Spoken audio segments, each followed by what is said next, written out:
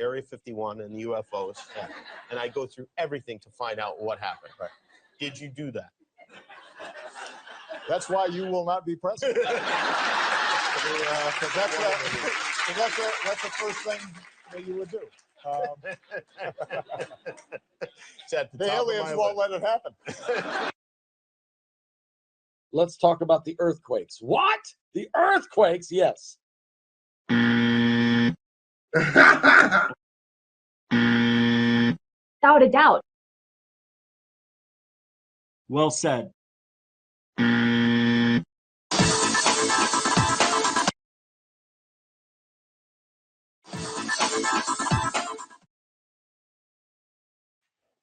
Why would anybody, what possible payoff, David, could I have from being the victim, from being the subject to a perpetrator? You know, what possible good could I get out of life from being victimized?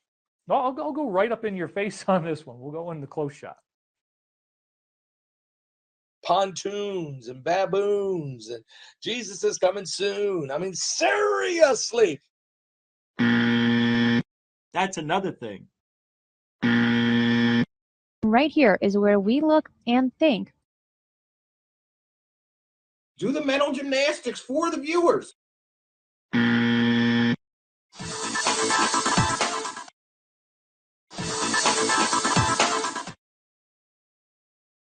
When a mind like Johnny Mac can say, this happened, there's too much community in these people who've said they've been abducted. There's too much emotional baggage. Something is happening. What is it? That's the question. That is as big as Wilcox. We jump down those rabbit holes. Who knows? Are you serious?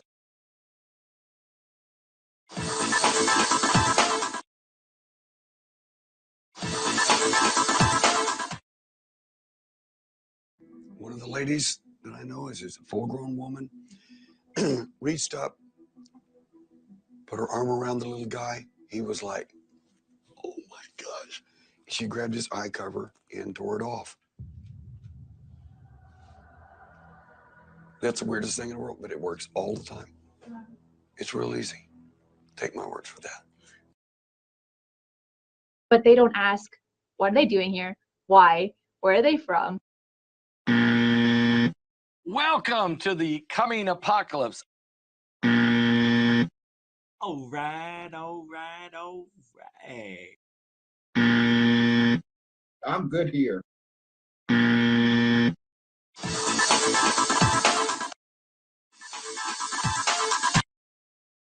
A rock star called me up one day by the name of Tom DeLonge, who happened to be passionate about this issue and had seen an article I had published. And just out of the blue, he called, and he had a company he was standing up called To the Stars Academy of Arts and Sciences.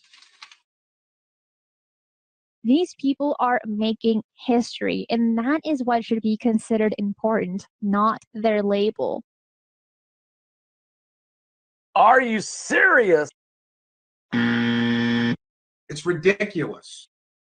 Don't let me get started.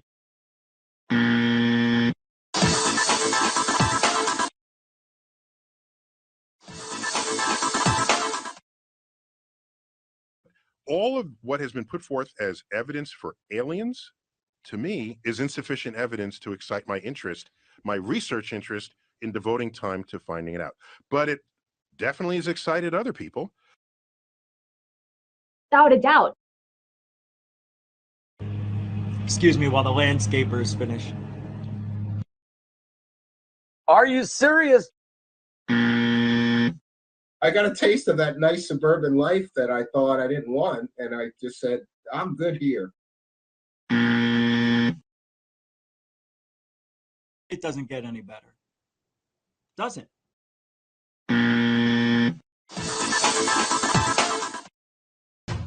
One man is trying to save the planet from unknown forces.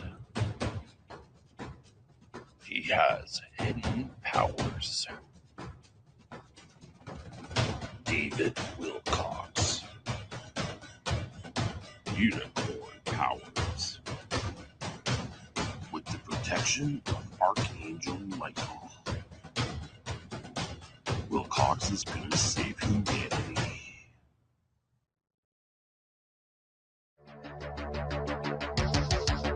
The legend.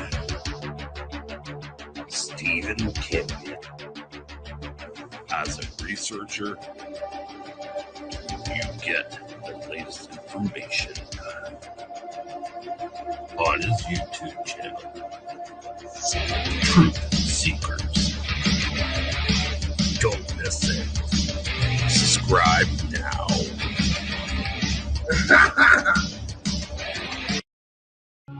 They're fighting evil. All right, all right, all right. Yeah, you guys can hear me? Wherever that may be. Ready for anything. Jay, thank you very much for having me. Coming in May 7th. In theaters near you. Have you been cheated out of money? Also, do you feel you have wasted time and want that compensation for that lost time? Here at Carundrum & Son, we will help you get that settlement that you really deserve. Have you been scammed, lied to, or have been disinformed by this man? You may be eligible for up to $100,000. So call now.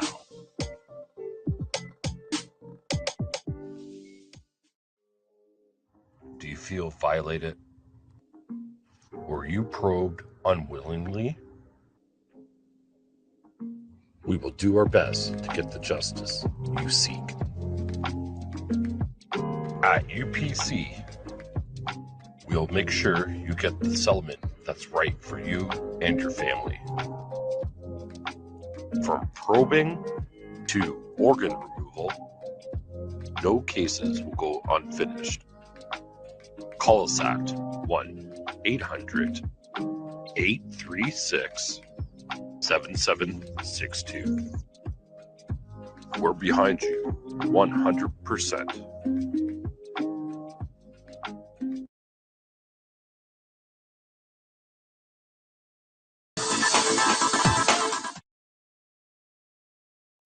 Why was I waking up under hypnosis? Why was I walking out the door of my house in the middle of the night, hundreds of times as a child, and I couldn't remember where I was going? And at the end of the thing, they just make me walk back to where I was, and then the memory is lost. Worried about going green. Kids are turning green. I find the title irrelevant. Bad seed, I'm sorry. You tried your best. They don't exist, David Wilcox. Back to his appearance.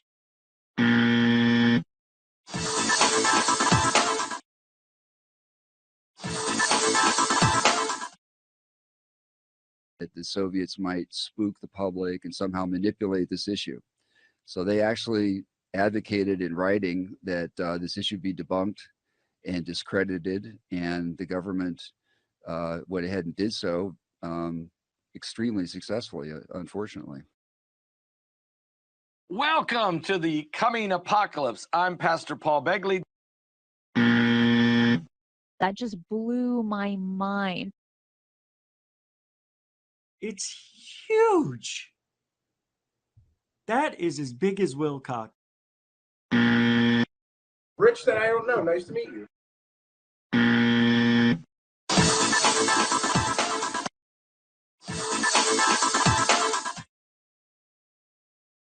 That he explained to me who those three competing extraterrestrial civilizations were: reptilian, ancient, and that the reptilians, from his point of view. I'm Pastor Paul Begley. I hope you got a seatbelt. Hang on, because this is one of those kind of broadcasts. UFO shenanigans and paranormal adventures. Right here is where we look and think outside the proverbial box. Linda Moulton, howdy doody, fresh and fruity. You got to double down. That's step 3. Double down, triple down.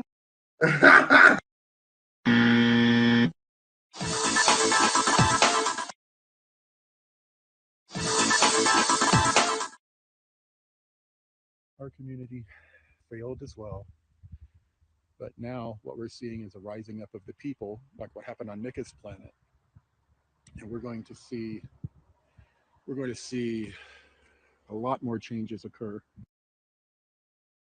Are you serious? Do you have your coffee? You better get a strong cup because this one is evil. Was that consumer fraud? Who knows? Everything I have said has come true about this field. Not because I listened to somebody else, because I observed with my own 2 balls. Eyeballs. Yeah.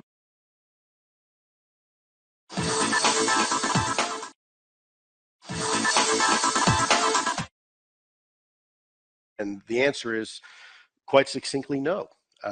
And how do we know that? Well, for several reasons. First of all, I had access to all those programs, and those type of programs, you don't typically test these type of secret aircraft in and around areas where you're doing active maneuvers.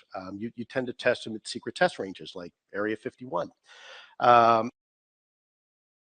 If ever there's someone who's really shifted the paradigm for so many, it is Lou.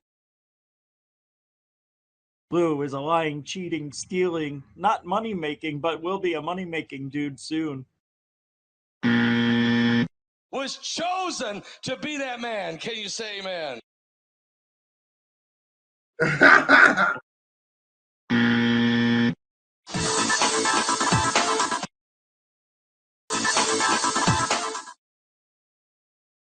Is the sheer magnitude of the infrastructure that has been built out underground and off planet with the help of various ET groups, many of which are highly benevolent and really do want our best interests in mind. Are you serious? It's ridiculous. And this is what he wants you to pay him money for. Thank you for all the shows you go on, making yourself available. You know, I'm done.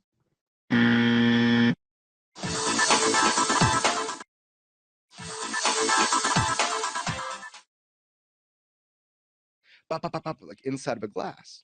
Then he said to me in our first talk ever, I'll never forget this, because I'm talking to a fighter pilot and I got to talk fighter pilot. And I don't, and he says to me, it noticed me. And I go, what do you mean it noticed you? Blah, blah, blah, blah, blah, blah, blah. Blah, blah, blah, Corbell. Well, I'm Pastor Paul Begley, and this is the coming apocalypse. They don't exist. What are they doing here? Why? Where are they from? What do they want?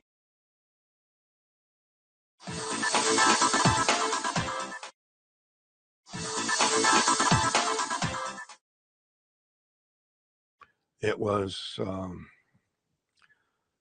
a classic disc-shaped craft. Years later, there was a report. Alien life. I mean, my goodness. Are you serious? Chopping, chopping, chopping, chopping, chopping, hey. More than a little tired. Because you see, I don't know about you, but I am tired.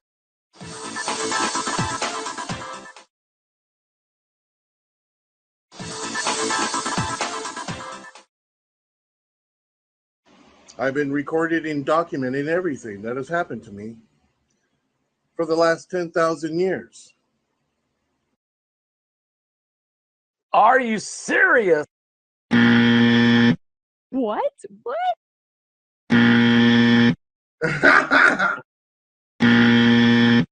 Too much belief in bullshit in ufology.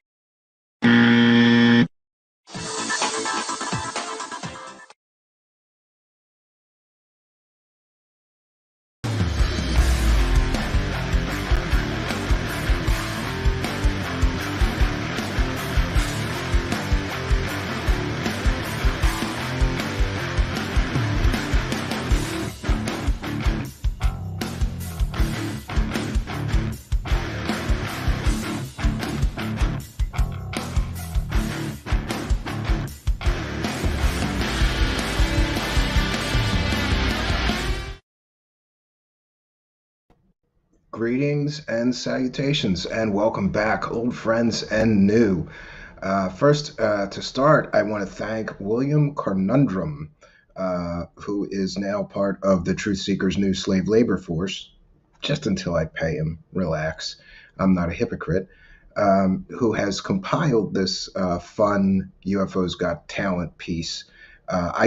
I simply compiled all of the stuff that he posted on Twitter, put it all together, and he was all for me doing that. So we want to thank William Carnundrum, new Truth Seekers Slave Labor Force member, who will be providing videos for our show as a slave, and just until I pay him. So welcome to the show. Today is May 25th. I don't know if you're aware, but that means there's just 6 days until my birthday. So I'm in a pretty good mood this week.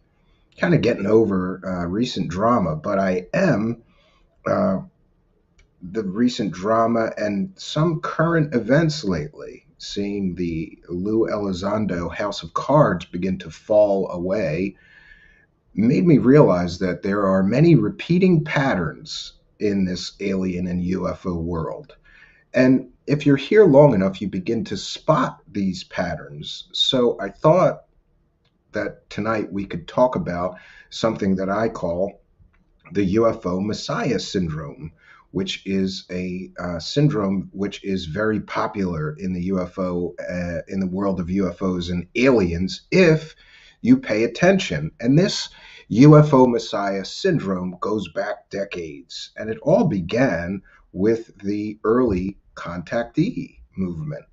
Some of you may recognize names like George Adamski and Howard Menger, George Van Tassel, and others who in the 1950s and 60s claimed to be in direct contact with extraterrestrial aliens.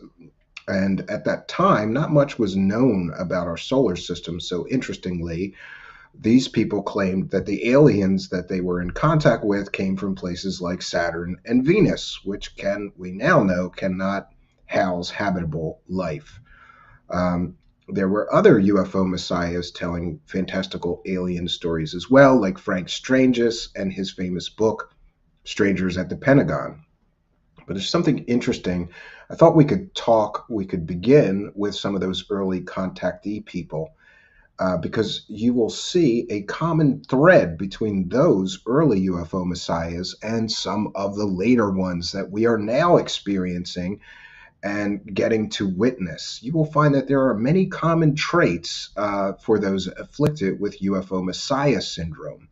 I have noticed this pattern, and that their modus operandi of all of these UFO Messiahs is very, very similar.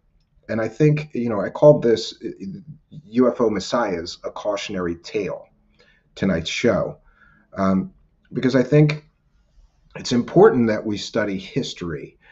Because if we study history, we will be able to spot the patterns when that history repeats itself, and inevitably history repeats itself.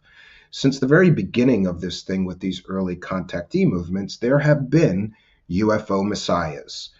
People like George Adamski, Howard Menger, Frank Stranges claiming to be in direct contact with, extraterrestrial aliens. And they all have some very very interesting things in common.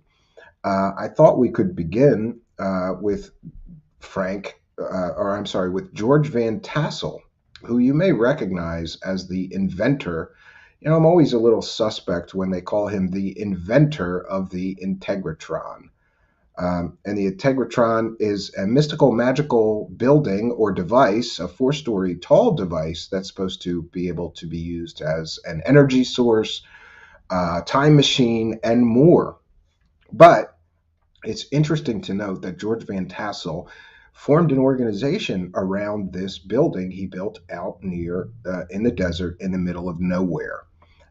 So I'm going to share my screen so we can see some shots of that. Now, interestingly, this building was made out of wood, but then they claimed that they were going to use Tesla coils inside the building as sort of a power source or something like that. And that is a stupid idea because a building made of wood, and I gotta say, I've known people that have been there, visit it. You can visit this Integratron today. But the Integratron was built, according to George Van Tassel, under the direction and lesson plan coming from the aliens that he was in contact with. And it's near Giant Rock, which is another UFO hotspot and meeting place for the early contactee movement. People would go there and talk about aliens and UFOs, flying saucers, etc. But it's interesting to note that George Van Tassel formed an organization and he raised relentlessly for years and years and years, but still never managed to finish this Integratron device or show it working. Now, many of the early interviews with these early people from the contactee movement from the 50s and 60s, their interviews and information on them has largely been lost to history. But in the case of George Van Tassel, I was able to find an early interview of his that is extremely interesting. And we're going to put our fair use banner up. This is fair use. It's a transformative work. We're going to be playing a video that's from, I think it's from the late 1950s. But we're still going to cite fair use. Somebody may own that. This is a transformative work. We're educating the public and critiquing the video that we are sharing. This is certainly covered under fair use and allowable by law. I have lawyer letters standing by to defend our right to use videos under fair use for these purposes of education and criticism. Okay, so this is called KVOS Webster Reports, The Extraordinary Equation of George Van Tassel. Oh, and actually the original air date was June 18th, 1964. So we even know what date this one is from. There's few surviving on-camera interviews with some of these people, so I was happy to find this. And this will give us some insight into George Van Tassel. And again, he was one of the original UFO Messiahs.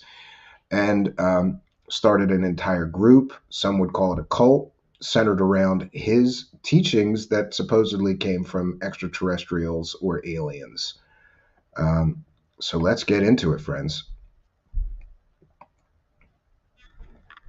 This is rather long, so we're going to only share a portion.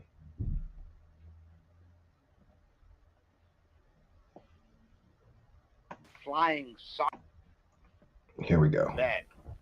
So it's safe to talk about flying saucers and people from outer space, people who may be circulating among us now and who demonstrate their unearthly qualities if they choose you as one of their agents by disappearing and reappearing at will in your very presence, in front, if necessary, of many witnesses, and who land on this materialistic earth in flying saucers, to which you, if you're one of the chosen, shall enter through an anti-gravity elevator. Nothing to hold you up. You just whisk up into the body of the flying saucer, a scout ship from outer space. No way. I'm not really joking.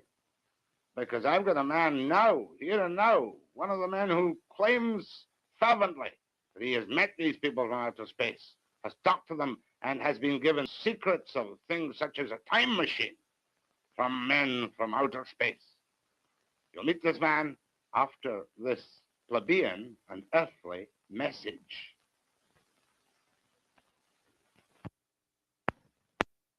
The man you're going to meet in a moment or two, Tassel, from Giant Rock, California, is a most unlikely person to claim to have seen flying saucers and been in touch with people from outer space.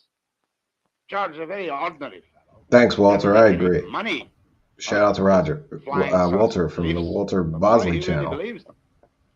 Before I start talking to George, I want to tell you, too, that I do have a couple of doubts in my mind. We all see these newspaper reports from Socorro, New Mexico, that a mysterious craft landed and took off and left blast marks in the sand. Airline pilots from time to time talk delicately about strange aircraft circling their normal aircraft in flight, perhaps even cutting off the power of their engines momentarily. We all love to talk about the mysterious and the unknown and the flying saucers. So now it's to George Van Tassel. And Yes, he did, B. Baker.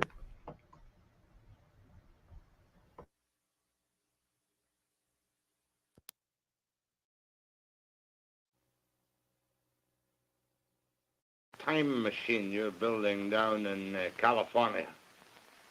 Well, Jack, this was the result of a formula which was given to me by a man who landed a ship at my airport in 1953. And we put this formula under research, tested a number of experiments on a bench in a good electronics lab in Chicago, and we produced phenomenal results with evidence that we should do it on a larger scale in order to be able to do more with it. And this evolved out of something that started in 1953 into a 4-story high machine that we're working on down there today. It's interesting to note that George Van Tassel claimed that he had secret formulas from aliens that would enable things like anti-gravity, free energy, and time travel. However, he never released those formulas. They were secrets. And I find that extremely suspect. If you have these formulas from an advanced extraterrestrial that could literally save Earth, right? Free energy, anti-gravity, and time travel. Maybe it's dangerous to release the time travel one, but why not release those formulas so that all of mankind could benefit? No, the only person that benefited from George Van Tassel's so-called alien information was him, as he raised funds constantly through his organization, constantly grubbing for money to build this machine that never worked. To this day, it doesn't do anything. It's just an interesting building. Now, George, I don't care whether the machine is 4 stories high or 40 stories high or 4 inches high.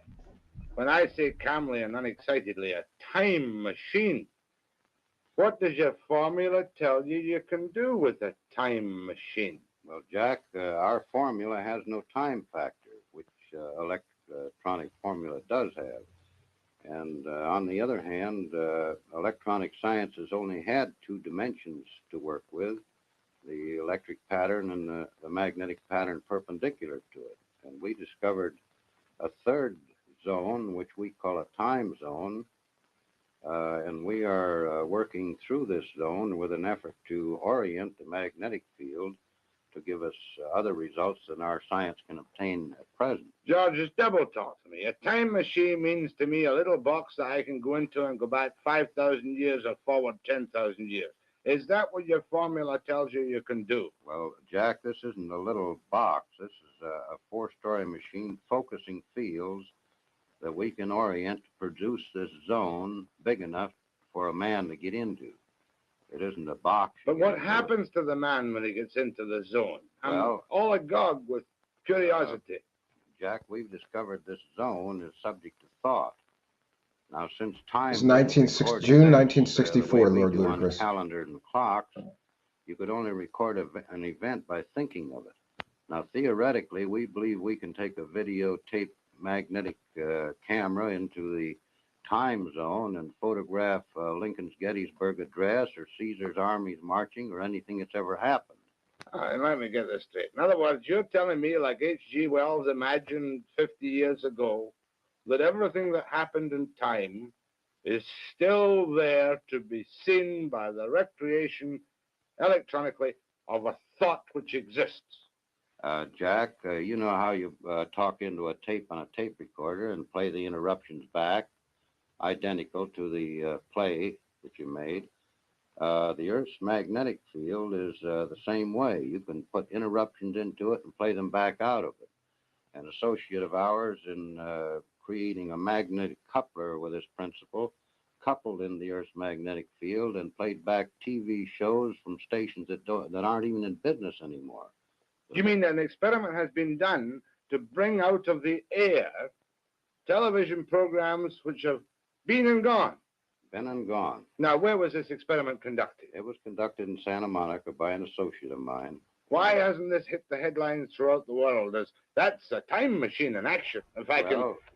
Jack, the reason it hasn't hit the world is because, as I understand it now, the Navy Department took him and the research over because he also discovered he could bounce magnetic echoes off the ionosphere and locate submarines under the ocean, regardless of where they were. So, Yeah, does this sound familiar? Remember, this is from June of 1964, and here George Van Tassel, one of the original UFO Messiahs, is right now talking about the government coming in and repressing these exotic technologies. This is something we've all heard before in more modern times, and maybe those people are echoing previous people's talking points. I always find it interesting to see the similarities between these early UFO con artists, grifters, and the more modern ones. They use the same talking points, and that is very, very interesting to me. Who is this associate of yours? this is a fellow named Charlie Arts. Charlie Arts? Yeah. And is he a free man walking around today? Well, he's free where he is in this super secret research he's conducting. Now, Well, there you go. Somebody's conducting super secret research. For you tell me soberly in front of the television camera that things, old television programs have been recreated out of nothing. Played back with a picture and the sound just as good as the day they were broadcast. We've done this many times. Why didn't you bring one up with you? Well, this requires quite a piece of apparatus. This magnetic coupler works on around 50,000 volts, and And here it comes the new age word salad garbage. High voltage, gravitational waves, radio frequency. Radio Connected frequencies. with it, and actually the television set which plays back the picture doesn't even have an antenna connected to it. George, you know as well as I do, and you've been on television 350 times, and I've known you. I met you once 7 years ago, and I kind of like you. But you know what the people out there are saying. They're saying this man's a nut. Well, Jack, when Fulton was running his steamboat up the Hudson River, there were people still standing on the bank saying it couldn't be done. All right, let me take you back, though. You have a time machine plan. You have done experiments which show you can bring the past to life. Where did this formula come from? I love that Scotch accent. Jack, the formula came from a ship that landed at my airport in 1953 on August the 24th, which had 4 people aboard it that came from another planet. I'm breathless. Well, you're not only breathless, I was breathless. Yeah, so again, aliens landed and gave this guy a secret formula so he could invent time travel, free energy, and anti-gravity all together. But I'm cynical, too. Well, that's fine. That's the way to be. In fact, I'm a bigger skeptic than you are of many things. I'm an unbeliever. Convince me that this really happened to you. Well, this thing is very similar to a thing that's happened in our biblical records where a Lord presented Moses with a pattern to build a tabernacle. They came out of the sky, they handed him stone tablets, and this phenomena that's taking place today is as old as our history, as our civilization. This isn't anything new. Super secret, yes. Something that's being continued in another time of crisis. Hey, Anthony's here from Unidentified S4. S4. This planet are reaching a point where somebody has to take care of the situation. Now, I don't intend in any way to be disrespectful or blasphemous, but do you feel, and I know you're not an evangelistic type, do you feel that you're some kind of Moses receiving a new word? Well, I don't say that, Jack. I say that what is occurring now has occurred before. There's many records of these ships landing throughout history, clear back into Sanskrit.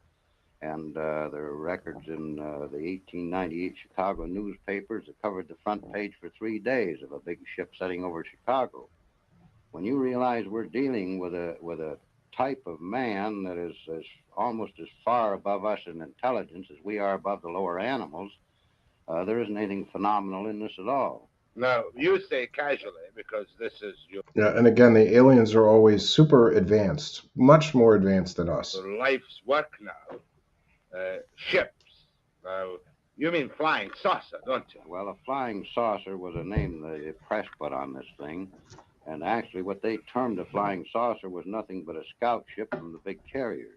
But I want to go back to that night in 1953. Tell me, where did this happen for people who haven't heard you talk or seen you yet? It happened on my airport, which I've operated for the last 16 years, at Giant Rock Airport, 17 miles north of Yucca Valley in California, or 40 miles north of Palm Springs.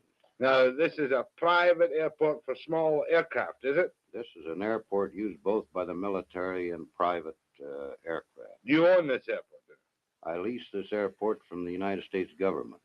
I've operated it for 16 years since I retired from the flight test business in the aviation. Right.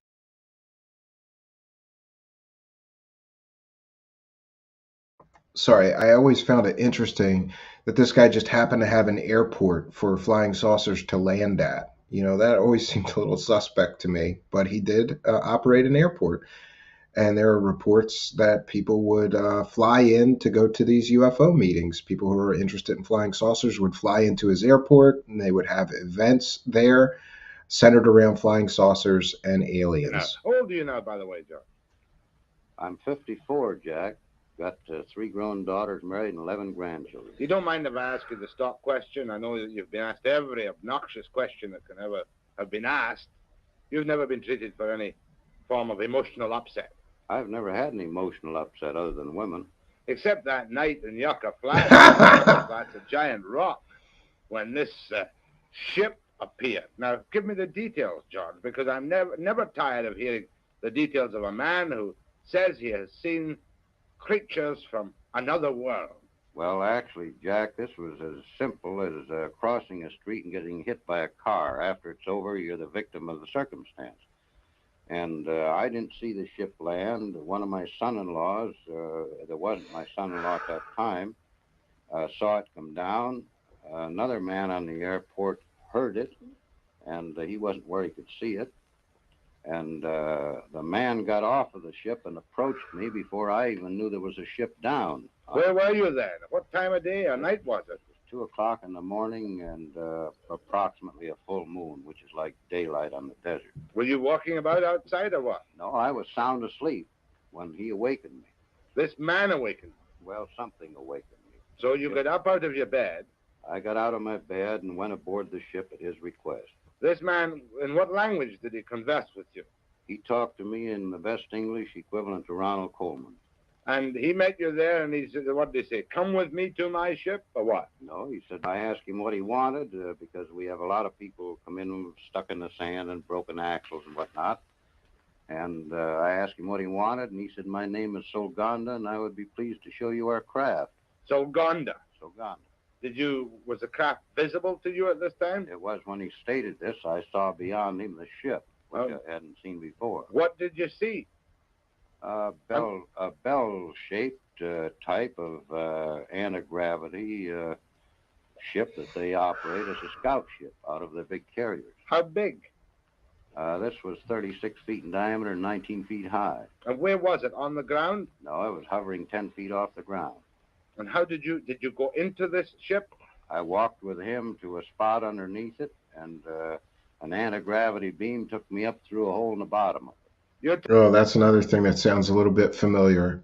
You know, a portal opens on the bottom of the ship and you just get whisked right up to the ship. this may be the originator of many, many stories that feature that element. So we're going to stop this here. It's important to note that this gentleman never finished his so-called research project. But he collected tens of thousands, maybe hundreds of thousands of dollars back then through various fundraising efforts, and never showed any actual proof of his claims. Never. So he was one of the original UFO Messiahs. Pay me money and I will share with you the secrets that the aliens shared with me. Now, the next contestant on UFO Messiah is George Adamski, who was another one of the original contactees around that same time frame. And it's interesting, his photographs and especially his films are laughable by today's standards. Here's one of his photographs. And I tried to locate some of the films. They used to be on YouTube of the filmed flying saucer of Adamski. If anybody has those links, please email them to me at truthseekershow@gmail.com. Many things are getting increasingly harder to find on YouTube lately, especially this ancient stuff. So here we see photos of George Adamski claiming, he was in direct and constant contact, and he not only was in contact with flying saucers, but the motherships as well. George Adamski had made various claims throughout his so-called career, and this is one of his books, Inside the Flying Saucers. Gives you all the incredible details of how they work and all of these things. But of course, he could never reproduce any of their technology because it likely didn't exist. Interestingly, some of you may be aware that Solar Marshall and others have proven that this particular so-called flying saucer spaceship was a model that was made from the top of a Coleman oil lantern of the time. So if you look up, I can try to do it. I don't know if I'll be able to find the exact one, but it is a piece, that bell shape is a piece of a camping lantern. And it's interesting. Okay, here, yeah. I found it that fast. This is interesting. So we'll see if I can't share that. 1 second. I should do a side-by-side comparison of these. I'm sorry, I'm a little bit not prepared for this, but I don't find the research into these original hokey cases to be all that exciting. So, but here we see the top of one of these camping lanterns. This is one example. Of course, there's other examples of similar camping lanterns. So apparently, George Adamski made a model by taking the top of a camping lantern and adding some balls to the bottom of it. And of course, those were gravity emitters that later people like Bob Lazar would rip off that idea and say gravity amplifiers. Instead of gravity emitters, George Adamski's spaceships and flying saucers had gravity emitters in these balls on the bottom of the ship. And Bob Lazar would change that to gravity, some sort of gravity amplifiers. It's amazing to see the similarity of these stories, right? Amazing to see that it's like people are all drawing from the same well. So George Adamski, similar to Van Tassel, would collect tons and tons of money selling books, speaking at conferences, UFO conferences, mystery conferences, all of these things like we see today. And George Adamski apparently made a very good living. And he was a teller of tall tales, claiming that he was in contact with the Pope and the president and all of these people. He never proved anything. And in fact, George Adamski, several people came out against him, claiming that he asked them to pretend that they saw the aliens with him so that he would have corroborating witnesses. Yeah, and Walter Bosley is here, says more like a camp lantern. Yeah, it was a camp lantern that he took the top off of. Several researchers have done side-by-side comparisons, and it is maybe I didn't get the exact camping lantern, Walter Bosley. I'll have to message Solar Marshall. He's got a side-by-side comparison of those two. Member Frapsap is here and says, my grandfather was the chief physician in my hometown and used one like a Damski scout ship. Yeah, I think I have one at the cabin that I could make that out of. So Asman asking if I'm still buddies with another show host. I'm quick to anger, but quick to forgive. Whatever. I'm focused on doing good shows and good work here. I don't really care anymore about the drama. But I did say that I'm not going to be appearing on other shows anymore because that's where a lot of the drama comes from. Now, there's exceptions to that. I'm sure I can go on the Walter Bosley channel and not have too much drama, right? Or several other people. But I'm going to be focusing solely on the show here. So I have my list of UFO Messiahs, and we've been through 2 of them. Now, along with George Adamski, there is also, and I got to tell you that this one is one of my favorites, and I don't know why. I just like the guy, I suppose, and I've listened to him give explanations for his contact, and that would be Howard Menger, who died back in 2009, but he was an American contactee who claimed to have met extraterrestrials throughout the course of his life. He had meetings with them, which were the subject of books he wrote, such as From Outer Space to You and the High Bridge Incident. And again, Howard Menger claimed that he was in contact with extraterrestrial aliens.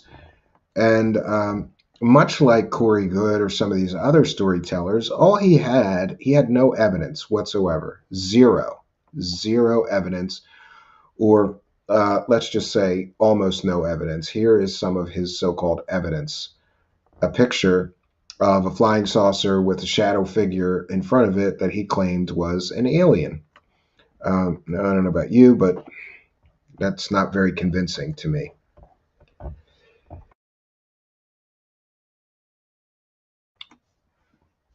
And many people who have studied both Adamski and Howard Menger, like myself, believe that Howard Menger sort of borrowed much of his story from Adamski. His story is incredibly similar. There's these beautiful angel-like extraterrestrials, right? And he met these beautiful angel extraterrestrials. Here's another one of his so-called proofs. The light being next to him is supposed to be an alien. But believe it or not, I do have his books, and I find them extremely entertaining. Not very convincing from a reality perspective, more like just a strange form of entertainment.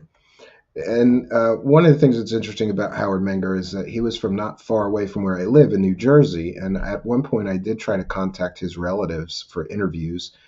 And I believe that his son and daughter are still around and will entertain people that want to ask questions about their father and his books. Maybe we'll do that.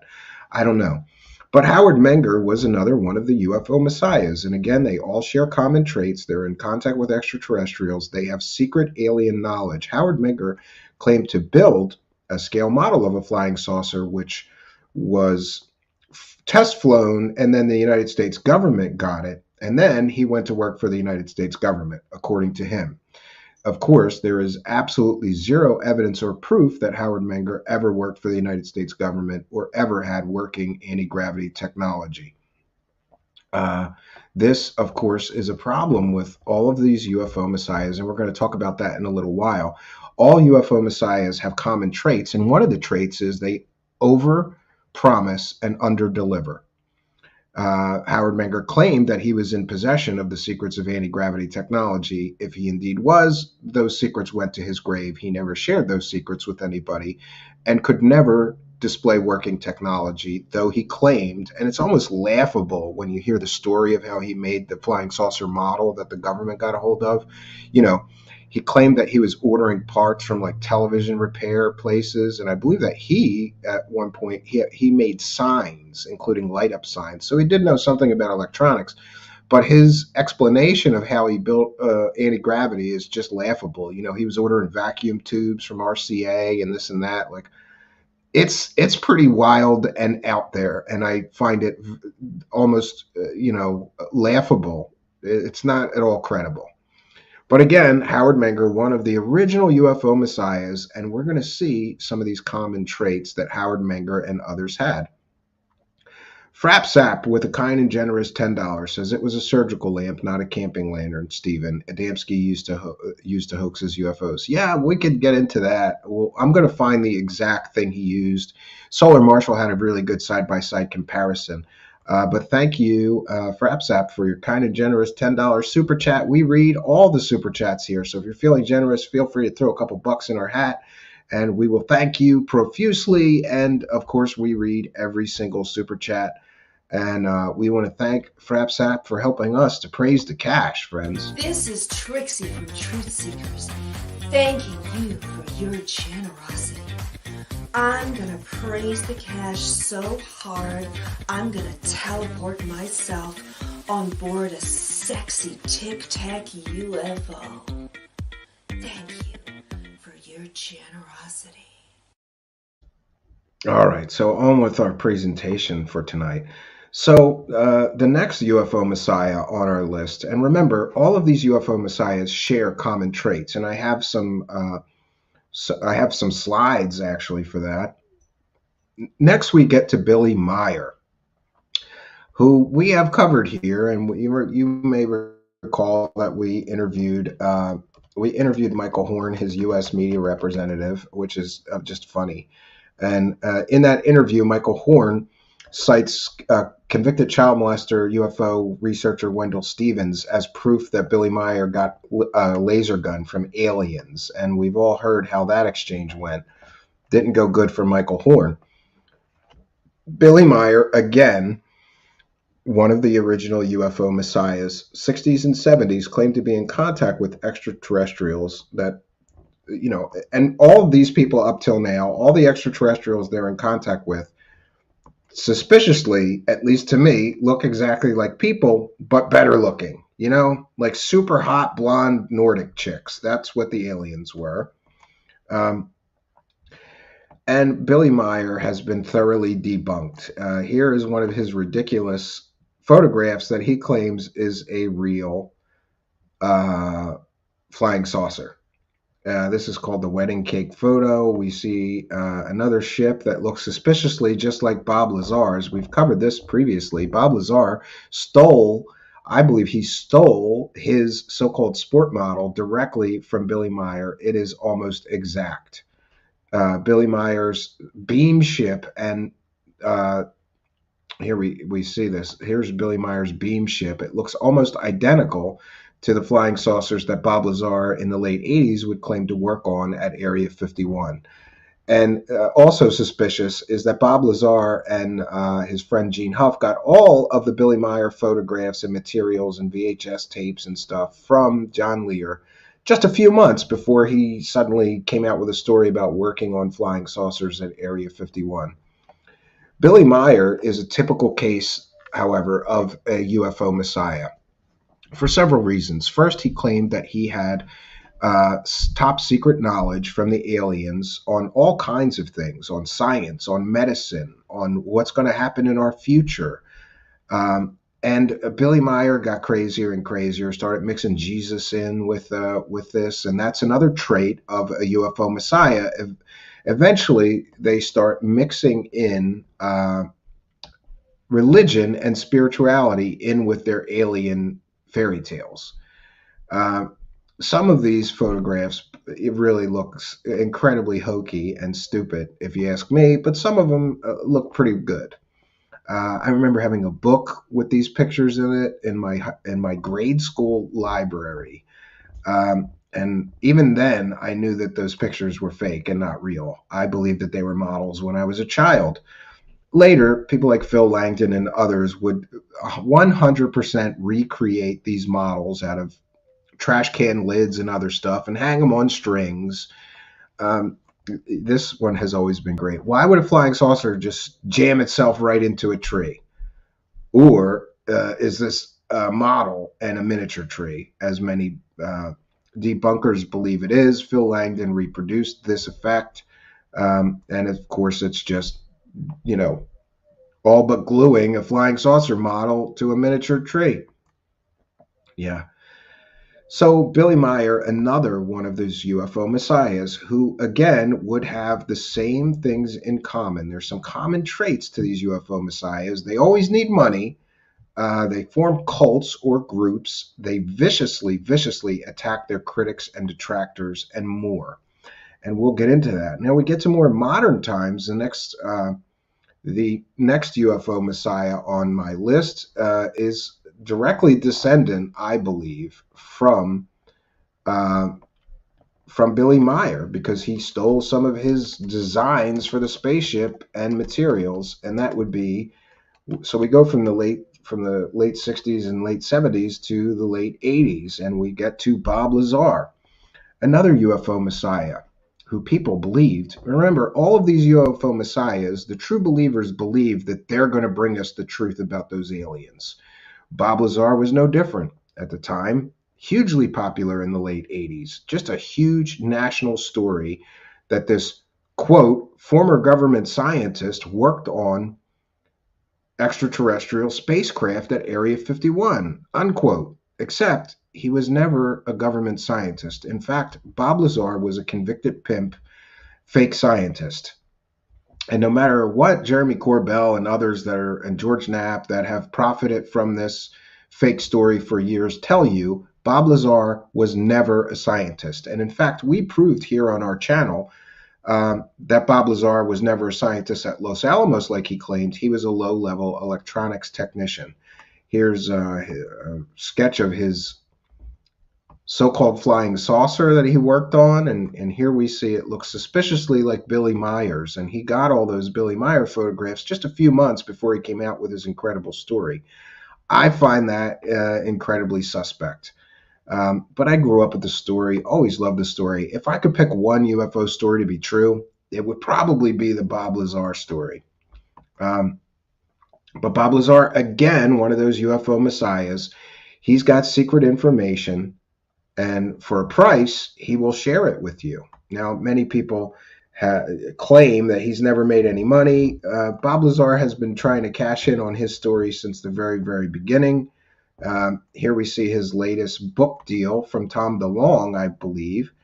And I'm told from several sources that was a very large book deal. Large enough that he bought a brand new house and a big compound with all these outbuildings for his business as well, and moved from the state he was in to a new state with a big, huge new house right after the book.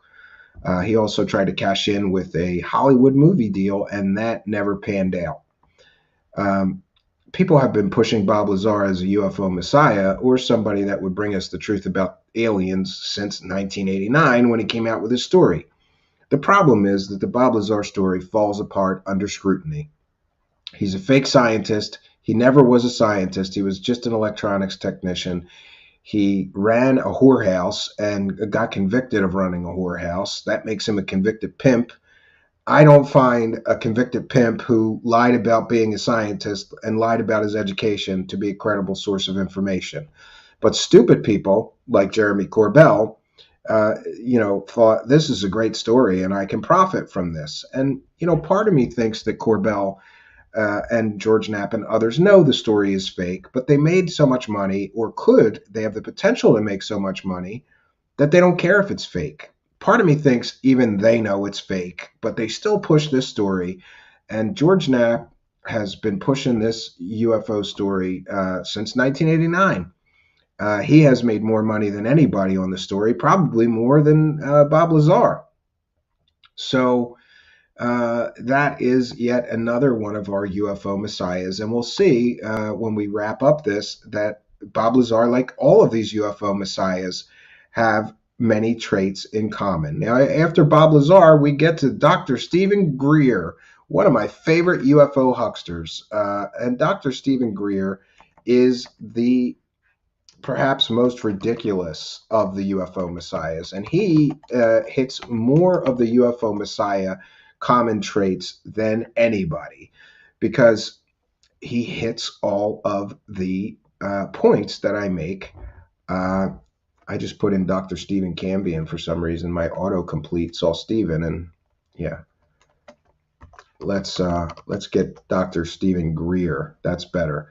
So Stephen Greer, UFO researcher for many, many years, got famous in 2001 for holding mock UFO hearings. And a lot of people credit him with all kinds of credit, like, well, the Disclosure Project. He did so many good things. No, I beg to differ, because Dr. Stephen Greer basically rented the National Press Club and brought all of his UFO buddies to talk to two, or was it three, former senators or congressmen that were paid to sit there and listen to these people. It wasn't a real UFO hearing with real, well, they were real former senators and former congresspeople, but they were paid. It was all a circus. It was one big show. And Dr. Stephen Greer, of course, shares many traits with the UFO Messiahs. He's going to bring us disclosure and the truth about those aliens. He overpromises, he underdelivers, he tells tall tales. He has little or no verifiable good evidence. It is mostly him telling fairy tales. In this recent documentary made by Third Phase of Moon, he actually claimed that he and Billy Gibbons from ZZ Top went on a secret mission to an underground base where they had alien medical technology that could regrow limbs and more. Another of his tall tales is that Dr. Stephen Greer loves to name drop. In the documentary previous to this last one, he claimed that he briefed Donald Trump about UFOs and aliens, and he briefed Mike Pence, Vice President Pence, about UFOs and aliens. And I just think that Dr. Stephen Greer is awfully arrogant to think that nobody could fact check that, because I happen to get to media representatives from both Donald Trump's office and a representative of Mike Pence, and both of them said that never happened. Mike Pence's office and Donald Trump's office said they never requested a briefing from him. They never got a briefing from him. They never asked for a briefing from him. They don't even know who he is. So Dr. Stephen Greer has lost, I believe in 2001, many people thought that he was a credible researcher and he was really looking for the truth about aliens.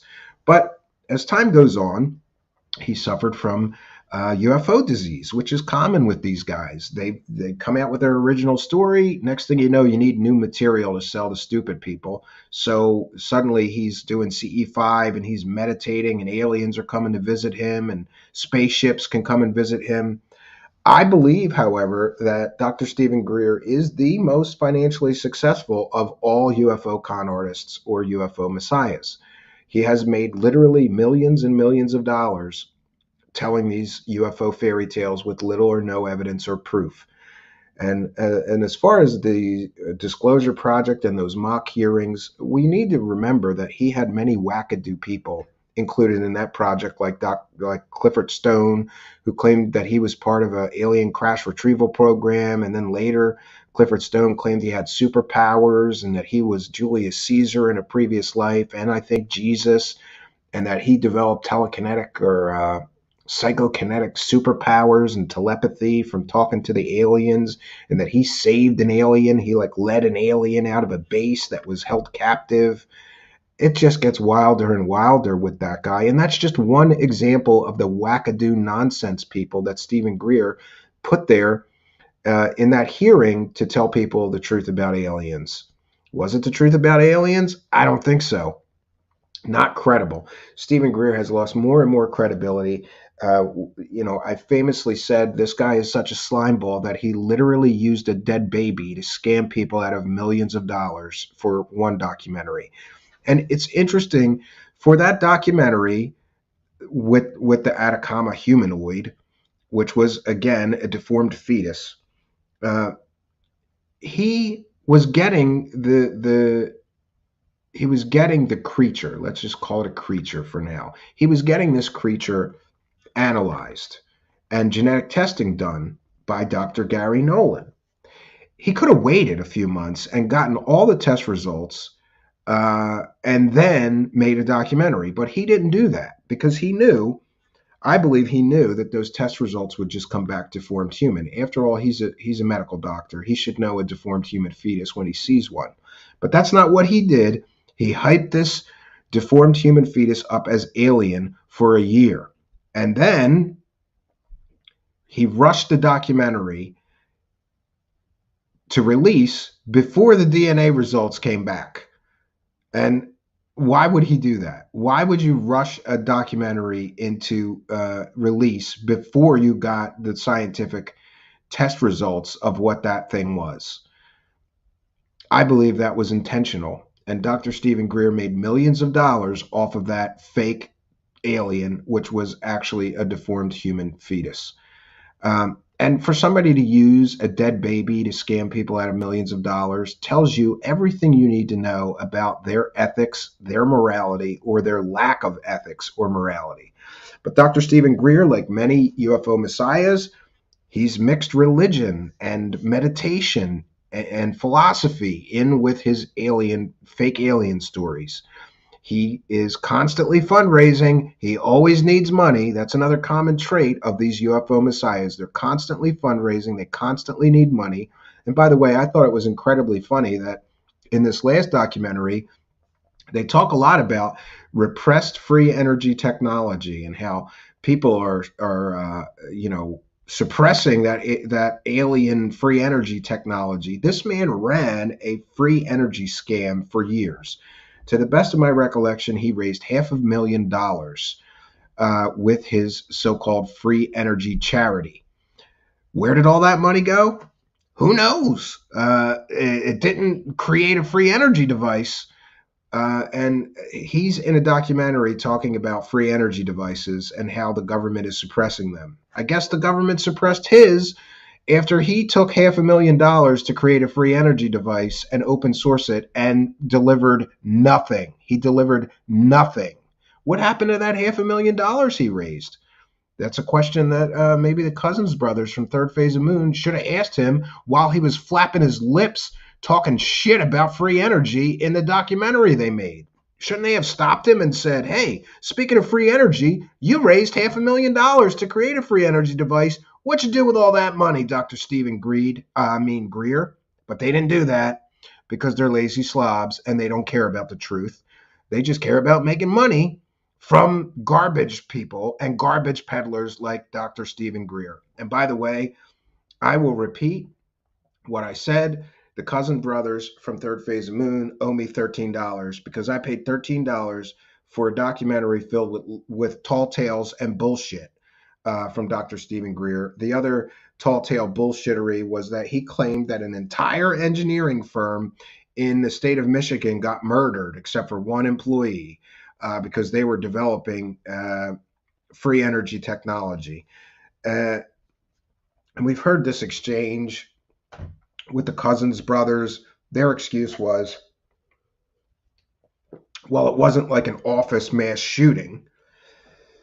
And I would say to them, then fine. Why in your documentary did you not ask Dr. Stephen Greer what was the name of the company where everybody got murdered and then show the evidence of that?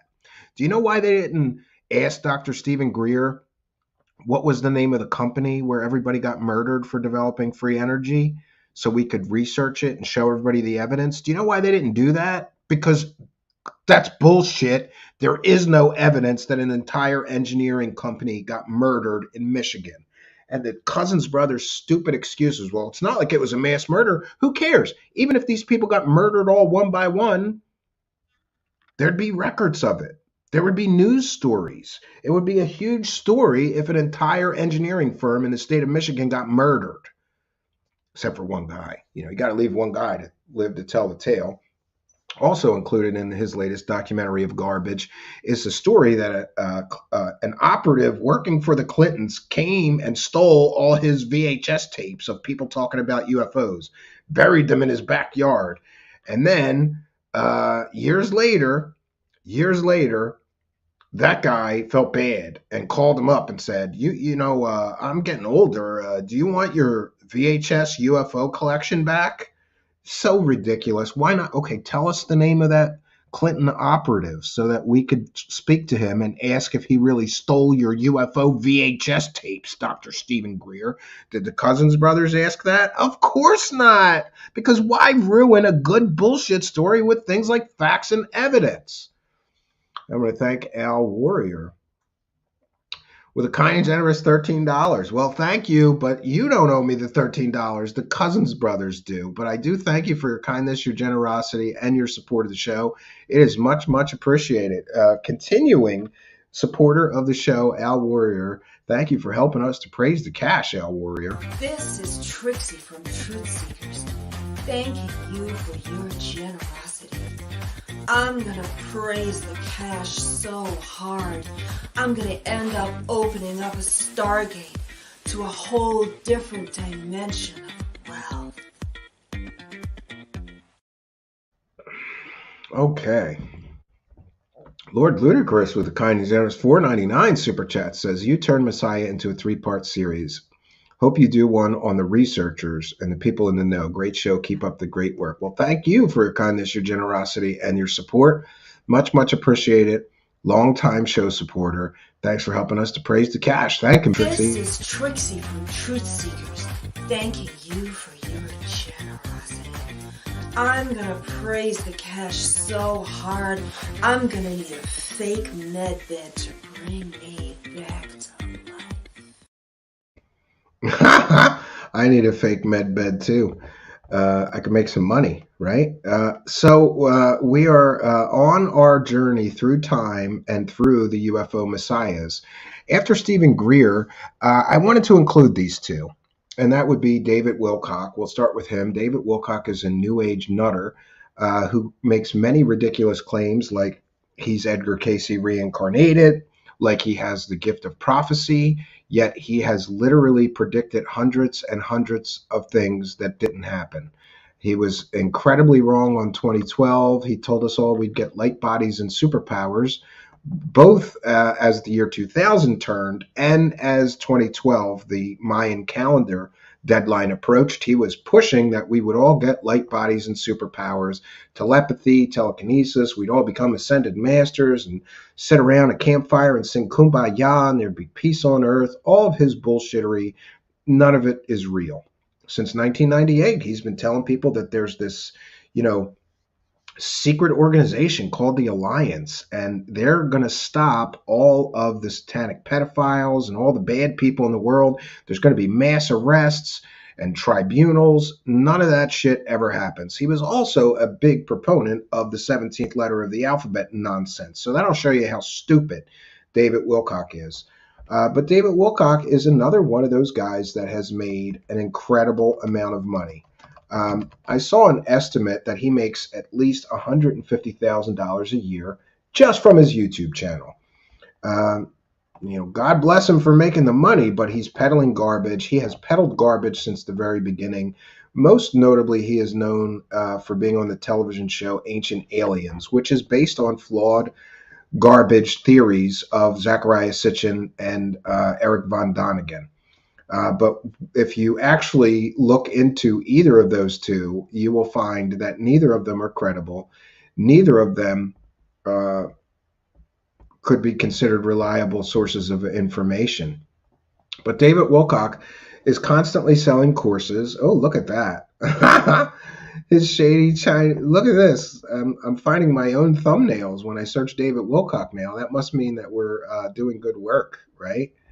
Look at this. David Wilcock, his shady charity finances revealed. And we mentioned the common traits of a UFO Messiah. They all create organizations to fundraise with. And David Wilcock is no different. He created a fake charity. Look at this. David Wilcock, Free Energy and Hover Cars, Part 3. Yeah, we did 3 parts on that one, right? It's crazy that when you search David Wilcock now, you get all of my thumbnails. David Wilcock, the hover car scam just got worse. So David Wilcock, another common trait of the UFO Messiahs is that they're always running, let's just say, questionable offerings and telling people that they're doing amazing things. There's another common trait of a UFO Messiah is that they overpromise and underdeliver. 8 or 9 months ago, David Wilcock said that within a year, he would have a working his company would have a working hover car prototype. The only problem with that is that his company, Stravati Aerospace, is a joke. They're supposed to be an aerospace company that for years have been taking investments from people and have never produced a single product or airplane. If you have an aerospace company and you haven't built an airplane, then you are a failure. But David Wilcock claims that he's going to have a working hover car prototype in the next couple of months now. I call bullshit on that. In his most recent live stream, David Wilcock claimed that he is in contact with the Archangel Michael. And again, this is another common trait of the UFO Messiah fraudsters. They mix in religion and spirituality. They mix that with aliens. And David Wilcock is no different, because now, after years of saying that he had psychic powers, that he could channel the Egyptian god Ra, now he's brought Christianity into his grift and his con games, and is saying that he's in contact with the Archangel Michael, who told him that he has to take not showers but baths and piss in his own bathtub and lay in his own piss. And if he does that, he's going to get telekinetic superpowers. Sorry, I call bullshit. I don't think you could get superpowers by laying in a bath of your own piss. But this is how ridiculous this man has gotten.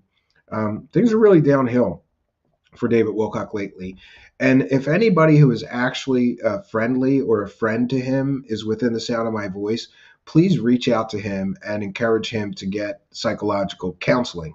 He mentioned he was in therapy, but I don't think he's with the right therapist who is encouraging his delusions right now. And now David Wilcock is saying that he's got all these repressed memories, and now he's remembering suddenly, just as he needs new material, that he was himself a member of the secret space program. Sure you were. David Wilcock shares many common traits, like he is extremely narcissistic. He constantly requires spotlight and praise and adulation. He's got a huge ego. He claims he has a 180 IQ, which would make him smarter than, I don't know, Stephen Hawking and Neil deGrasse Tyson and Michio Kaku and Einstein. I call bullshit on his 180 IQ. It's just a ridiculous, one of his many, many ridiculous claims.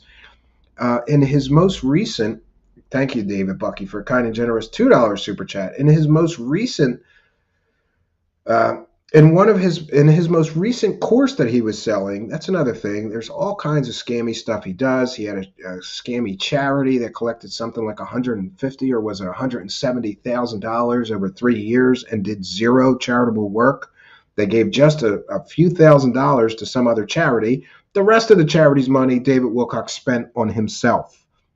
In 1 year alone, he spent over $4,000 on meals and entertainment for himself from charitable donations. So if you donate it to David Wilcock's charity, congratulations, you helped him buy $4,000 worth of expensive meals at expensive restaurants because you're stupid. Why would you donate to somebody like David Wilcock, who has a track record of lying to everyone? But people did, and David Wilcock, that's just one example. He bought all kinds of software and equipment, and how is it legal that he is using equipment and video equipment and microphones and all these things that he purchased with charity money he is using for-profit monetized projects like selling courses about anti-gravity and free energy? Oh, that's another whopper. His hover car is supposed to have a free energy device as in the engine, so you will never need fuel for it. Bullshit. Bullshit. In the history of free energy scams, nobody who promised a free energy device ever actually produced one. And I don't think that David Wilcock will be any different. But thank you, David Bucky, longtime show supporter, been here for many, many years. I remember you from way back, David Bucky. Thank you for your kindness, your generosity, and your support of the show. We'll get Trixie to thank you for your kindness. Praise the cash, David Bucky. This is Trixie from Truth Seekers, thanking you for your generosity. I'm gonna praise the cash so hard, you are gonna need a cease and desist letter from your fake lawyer to make me stop. Thank you, David Bucky, for your kindness. I really appreciate it. I appreciate everybody throwing a couple bucks in my hat, but it always makes me smile when it's somebody that has been here for a long, long time and is continuing to support the show. So thanks, David Bucky. And I wanted to mention for all of you people that have become members, you can become a channel member. You can become a member of our channel here. You get a badge, you get priority reply and priority in the live chat. In other words, if you're a member, we put those up first before everybody else. And also, you now get all the Patreon benefits going forward. So there's a members section where I can post. If I post something on Patreon, I'm posting it in the members section as well. I appreciate all you people becoming members. We're going to do shout outs for members. I keep saying we're going to do it. I'll start that on the very next show. At the beginning of the show, we'll shout out every member here and thank them for becoming a member. I'm trying to figure out how to do that with Patreon people, but unfortunately with Patreon people, I'm getting all of your real names. So I don't know that people want me shouting out their real names. Frapsap member became a member. Thank you, Frapsap, for becoming a member. He's talking to Glitch Loop there. And I want to encourage you, too, to check out our Discord server. One of the mods can post a link to our Discord server. You can not just chat with all the cool people that come here while we're doing live broadcasts. You can chat with them 24/7. And I'm in the Discord server every single day. I answer questions. We do sort of after show conversations there. I'm going to start doing a Discord voice chat soon for all you people. So sign up for the Discord. It's a great thing. Now, our next contestant on UFO Messiah is brought to us by David Wilcock, and that would be Corey Good. Corey Good hits all of my qualifiers for a UFO Messiah.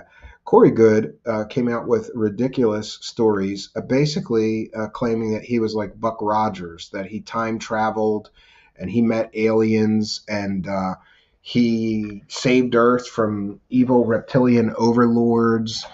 And again, we saw these common traits of a UFO Messiah. He has mixed religion and spirituality in with aliens. And again, he forms organizations to fundraise. He has a Light Warrior legal fund, which he uses to sue his critics. So he calls it the Light Warrior Legal Defense Fund, but it's really the give me some money so I could sue my critics into shutting up organization. Again, we mentioned one trait of a UFO Messiah is to constantly be fundraising, to form organizations to fundraise with. Another common trait is of these UFO Messiahs is that they're constantly saying that they're under threat or attack because their information is so important and so valuable. Corey Good does that. Corey Good is also, he checks the box for being an extreme narcissist and having a lack of empathy of his victims, even though this man claims that he's an intuitive empath. And that's why he was selected for the secret space program. I have often called Corey Good the garbage man of ufology because he has the worst, absolute worst garbage information. Nothing that he talks about is real. And for 6 or 7 years now, I believe, Corey Good has not had a real job. He sells courses. Now he's selling a comic book featuring him, saving Earth. He is the most ridiculous of the cosmic con men, I call them, or UFO Messiahs. But just like the rest of the UFO Messiahs, he checks all the boxes. Corey Good claims to be in contact with extraterrestrial aliens that are super advanced and are sharing secrets with him.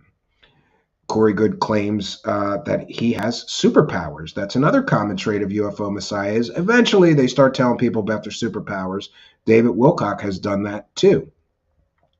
So another of our, in the long line of UFO Messiahs, and remember, all the UFO Messiahs are going to bring us the truth about aliens. That's why they're the UFO Messiah. They're finally going to be the one to bring us the truth about those aliens, to bring us disclosure. Corey Good promised us disclosure, and so far all he has disclosed is his wild and crazy Buck Rogers science fiction fantasy stories with zero evidence. He has not a shred of any evidence. Yes, Kate Schneider is here. I call her Mrs. Dark Journalist. That's Dark Journalist's girlfriend, Kate Schneider is, and she says Corey Good's making effigies of Cambion and Dark Journalist and the like and burning them in a ritual. Wouldn't surprise me. Many people have said that guy's into black magic, but I'm not really too concerned. Yeah, I'm sure that he sure hates. And another common trait of the UFO Messiah is they viciously and maliciously attack their critics and detractors. And we've all seen this story of Corey Goods. He had a group of cult members in a secret Facebook group, and they were attacking people like Dark Journalist and C.W. Channer and Joe from the Carolinas and Richard Dolan or anybody who questioned his bullshit stories. Now he is suing everyone. And David Bucky says, let's not forget Corey's copyright gate. Yes, Corey Good also, that's another common trait of a UFO Messiah. They have a bloated sense of self-importance. And Corey Good thought he was so important that only he could say words like secret space program or 20 and back. And he tried to trademark or copyright those terms and then sue people who used the term SSP or secret space program. Eventually, I think he backed off because that did not go over well with the UFO community, him trying to own words and terms that existed before he came out with his story, right? So on our journey now, we've got just a few of these left, and we're going to wrap it up. The next UFO Messiah in this long line of UFO Messiahs through history is, of course, Tom DeLonge of Blink-182 fame, who came out with an organization filled with over 100 years of CIA experience across the board members of TTSA. He shares common traits with many UFO Messiahs, a bloated sense of self-importance. Tom DeLonge claimed that he was so important to this UFO thing that all kinds of government insiders started contacting him and helping him to get to the truth about UFOs.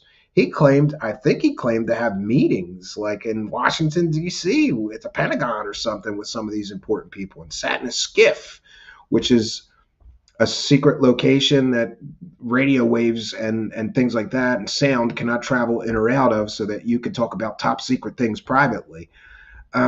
He's told many fantastical stories and seems to be a gullible, useful idiot. I believe Tom DeLonge was used as a figurehead by this CIA psyop with Lou Elizondo, but his appearance on Joe Rogan went tragically because he started pulling up fake videos and Joe Rogan wasn't falling for it. Tom DeLonge checks all of the boxes. Remember, a UFO Messiah forms organizations to fundraise with. Tom DeLonge formed TTSA, raised over $2 million, and none of the investors got any money back. He spent all the money, him and his friends, and Lou Elizondo and Christopher Mellon and Hal Puthoff. All these guys made money through TTSA. All the investors got screwed royally. Tom DeLonge is another in a long line of UFO Messiahs. He checks a lot of the boxes. I don't believe that he checks the I'm in contact with aliens boxes, but he does claim that he's in possession of secret information. And for a price, he'll share it with you. And that's another thing. All these guys claim to have secret information, and they'll share it with you if you give them some money. That's another common trait of the UFO Messiah. Now, we're coming to a head here. The latest UFO Messiah, who is extremely still popular right now, even though I call him Lying Lou, is, of course, Lou Elizondo. Lou Elizondo checks many of the boxes, including claiming to have superpowers, because Lou Elizondo claims that he has superpowers. At least in a book by Lukatsky, the person that actually ran the program he pretended to run, Lou Elizondo pretended to run. So Lou Elizondo claimed to be a former, here's another common trait of UFO Messiahs. They all embellish or misrepresent their background and importance in this thing. Lou Elizondo claimed that he ran a top secret Pentagon UFO program for over 10 years. But it turns out that the program that he claimed that he ran was never really a program. In fact, it doesn't exist. ATIP, the program he claimed to run, does not exist. He misled the New York Times. He misled Brian Bender from Politico. He claimed that his program that he ran had $20 million in funding. No, it didn't. It had zero in funding. He made that up. Or he tried to conflate the program OSAP that did have the $20 million in funding to some other program, which was basically a nickname. And the OSAP program was investigating things like werewolves and vampires and ghosts and ghouls. And it wasn't, and nobody can prove to me that the OSAP program was about UFOs. They may have also studied UFOs, but it was about a whole bunch of wackadoo nonsense.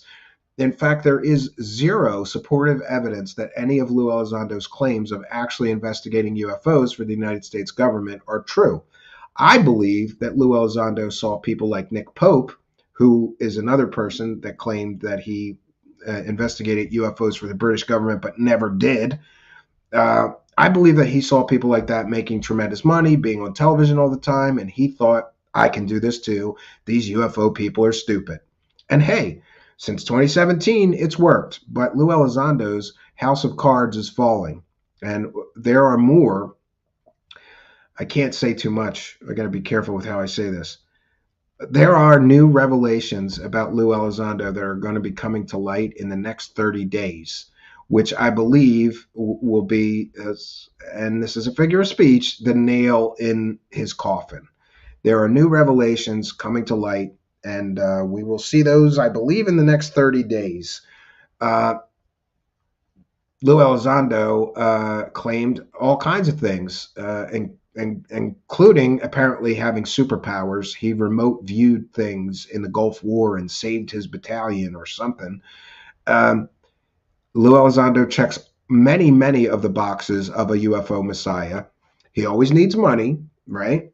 So he got money from TTSA. He's getting money from a book deal. He got money from a TV show deal, but he always needs more money.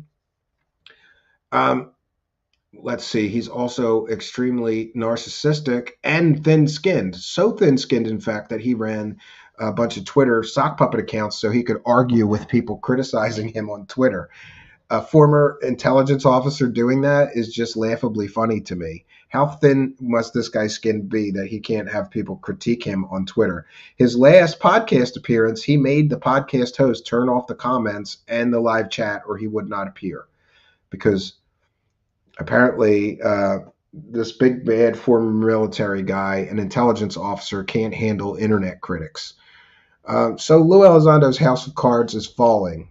But he checks many of the boxes, and we're going to get to that next. Let me see if we can get to my inbox here. Okay. Yeah, I'm going to share my screen now, and we're going to talk about, in general, there are patterns that I have noticed about these UFO Messiahs. There are patterns to these UFO Messiahs, common traits. And the longer you study this thing and the phenomenon and the characters involved in it, the more you start to notice trends. And you start to notice that many of them do the same things. They have the same modus operandi. And you start to notice that they have many, many things in common. All of these UFO Messiahs have many, many things in common. And we're going to get into that. So this is my... pardon my lack of actual slides, but this will do for now. So the UFO Messiahs, they all have common traits. Number one, all have some secret knowledge to share, usually for a price. Number two, they are special and selected to bring us disclosure and the truth. Number three, all or many of them claim that they have had contact with aliens or did have contact. Number four, all or many have a bloated sense of self-importance. And I believe that if you think about some of these characters, you will agree with many of these traits they all have in common. Number 5, all or many of the UFO messiahs show signs of a twisted form of savior complex. Now, this one I should explain, because in psychology, somebody who has a savior complex is always trying to help people, even at the detriment of themselves. So I said, no, that's not accurate. They have a twisted form of savior complex, meaning they think they're some kind of savior and they're going to bring Earth the truth about aliens, and they're going to bring us the alien technology. And with that alien technology, we can clean up Earth. We can end war. We can all have peace on Earth. We can end world hunger. That's what I mean by a twisted form of savior complex. They believe themselves to be some form of savior through the aliens that are going to save Earth. We've seen this with Corey Goode. We've seen this with David Wilcock. We've seen this with many, many of these people. Billy Meyer, for sure. All of them, many of them, have this savior complex. But why I called it a twisted form is because in a normal psychological sense, a savior complex means that somebody is always trying to save people, even at the detriment of themselves. In other words, they make sacrifices to try to help, needy people or people in trouble, to the point of, damaging their own lives. That's not what I mean here. I mean, they consider themselves a savior, and they have a twisted form of this savior complex because they use and manipulate people to complete their so-called mission, right?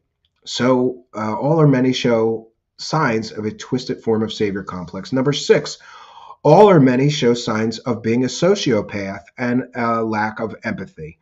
Many of these people take advantage of people. They're constantly, essentially stealing money from people for fake information, false information, half-truths, embellished stories with no evidence or proof.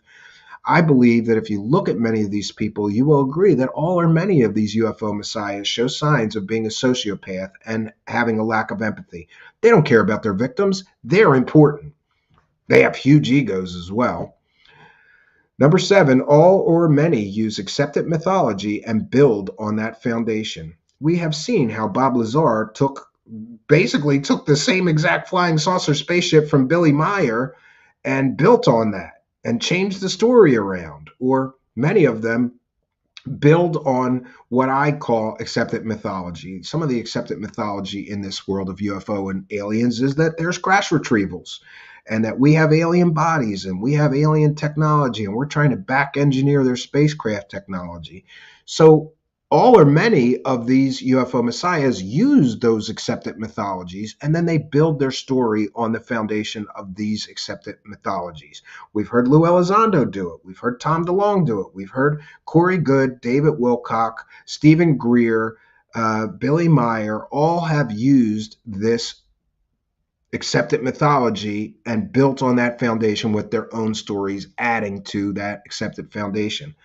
Number 8, all or many of these UFO messiahs are manipulative and use people. We have seen how Lou Elizondo manipulated the reporters at the New York Times, manipulated Brian Bender of Politico. To what end? To complete his mission, which was to get famous and make money from UFOs, I believe. We've seen Corey Goode and David Wilcock manipulate and use people constantly. We've seen Tom DeLonge manipulate investors and use people to make money. I believe that many of these UFO messiahs, you will agree with me, share this number 8 trait. All or many of them are manipulative and use people. Number 9, all or many form organizations to fundraise and gain followers. This is very, very important. And here we can see Tom DeLonge created TTSA, an organization to fundraise.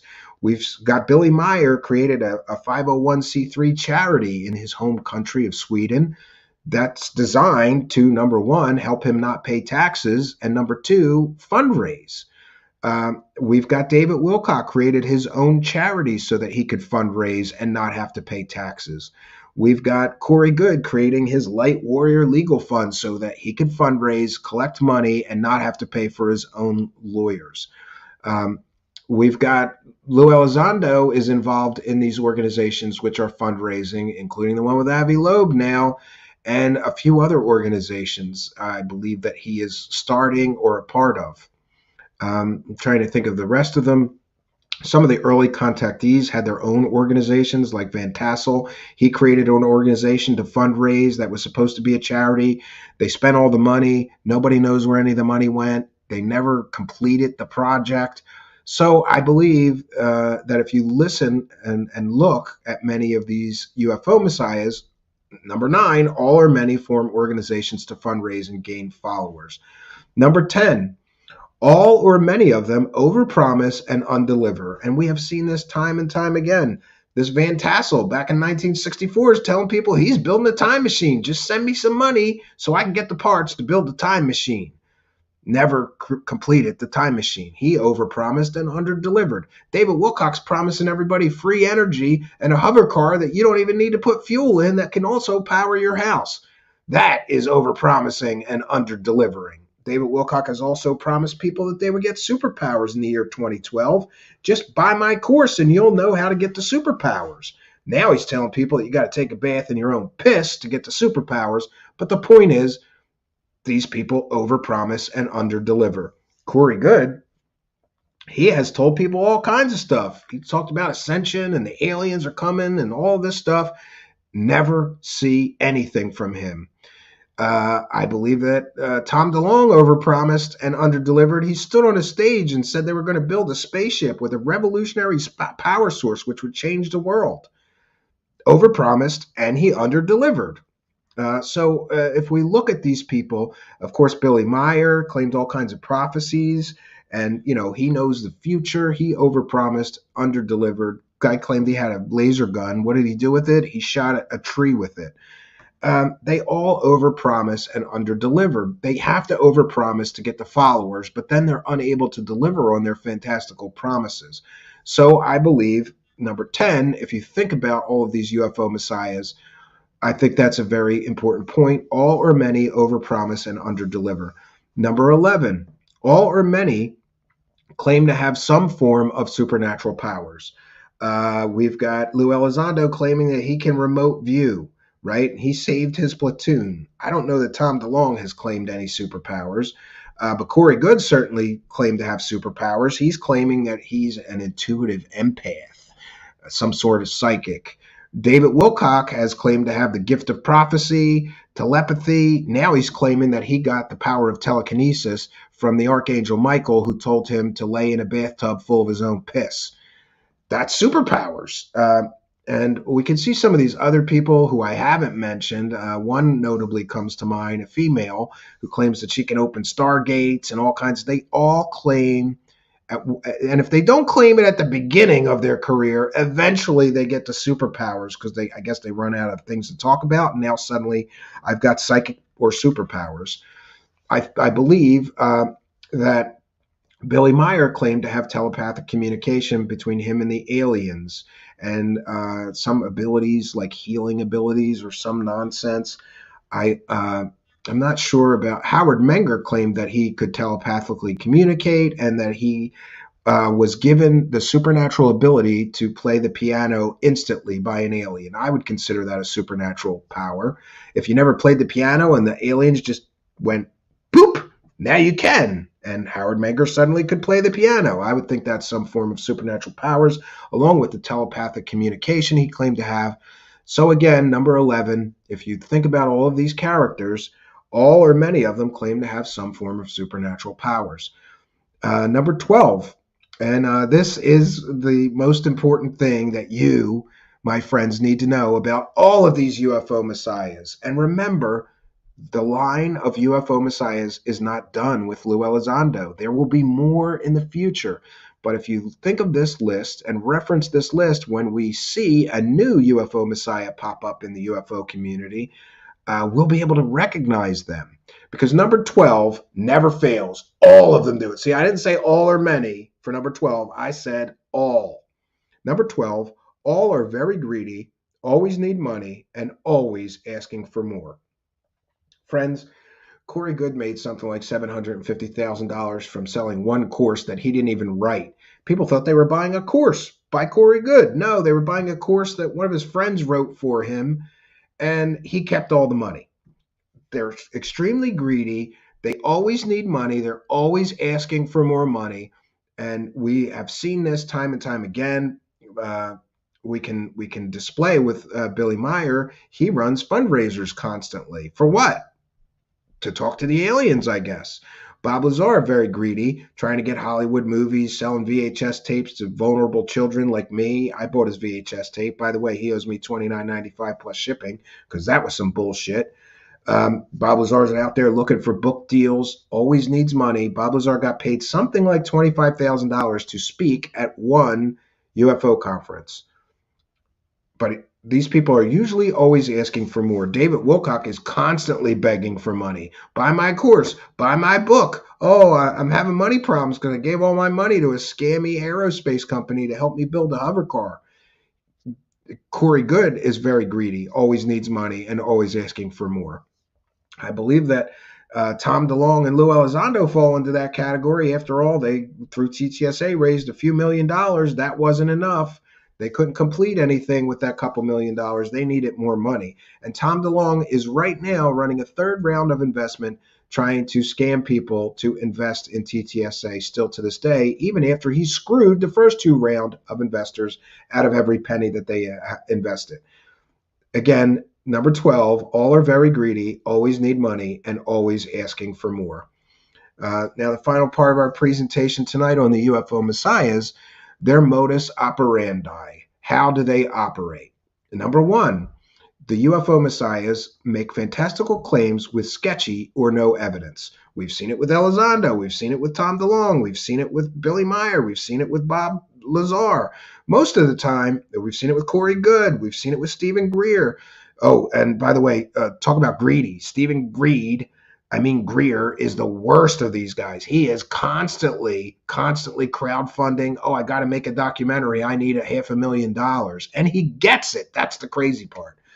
But number one, how to operate as a UFO Messiah. You make fantastical claims with sketchy or no evidence. That's the first step. Number two, they form groups with cult-like dynamics. What do I mean by cult-like dynamics? Cult-like dynamics, I mean group dynamics. Like, don't talk to those people. All of these UFO Messiahs have done things. We've just seen Elizondo got caught telling some show hosts, don't associate with these other show hosts. Those people are bad news. Don't associate with them. That's a cult-like tactic. Don't speak to anybody who may not agree with our cult narrative. That's what I mean by cult-like dynamics. Corey Good did this, attacking his critics, sicking his cult followers to go argue with people on the internet that said his Buck Rogers science fiction fantasy stories weren't real. It's a common trait, and that's what you got to do to be a UFO Messiah. You got to control the narrative.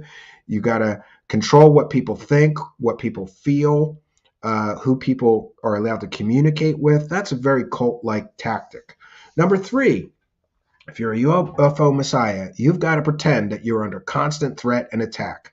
The best example of this is David Wilcock. The stream doesn't work well on a live stream for him, and he says he's under CIA attack, and the Dark Alliance is out to get him. And we've seen Emery Smith, another UFO Messiah that never was, claiming that people broke in his house and left a bullet on his counter. It turns out that was just a scam to run what? A PayPal donation scam, because greed.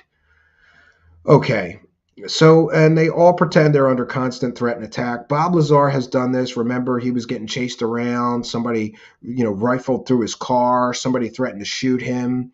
They were going to kill him if he didn't shut up about those aliens. You've got to pretend that you're under constant threat and attack. And I think there's a psychological reason for this. Because for stupid people may go, oh, his information must be really important if the government's out to get him. It is a common part of these UFO Messiahs. They all pretend that they're under constant threat and attack. Look at Lou Elizondo. He claims people are attacking his family. Just because people ask questions is not an attack on your family, Lou Elizondo. And by the way, Billy Meyer fans claimed that he survived something like 7 assassination attempts because people are trying to kill him for, making garbage can lid flying saucer models and hanging them on strings and pretending they're aliens. I don't know. Some of this is ridiculous, but number 3, they all pretend they're under constant threat and attack. Number 4, they all, if you're a UFO Messiah, you need to viciously attack your critics or detractors. This is very, very important. We've seen Lou Elizondo do it. We've seen Tom DeLonge do it. We have seen Billy Meyer for sure. They literally send hordes of sock accounts to harass you for 6 months if you say anything negative about them, their cult, and their glorious alien UFO Messiah leader.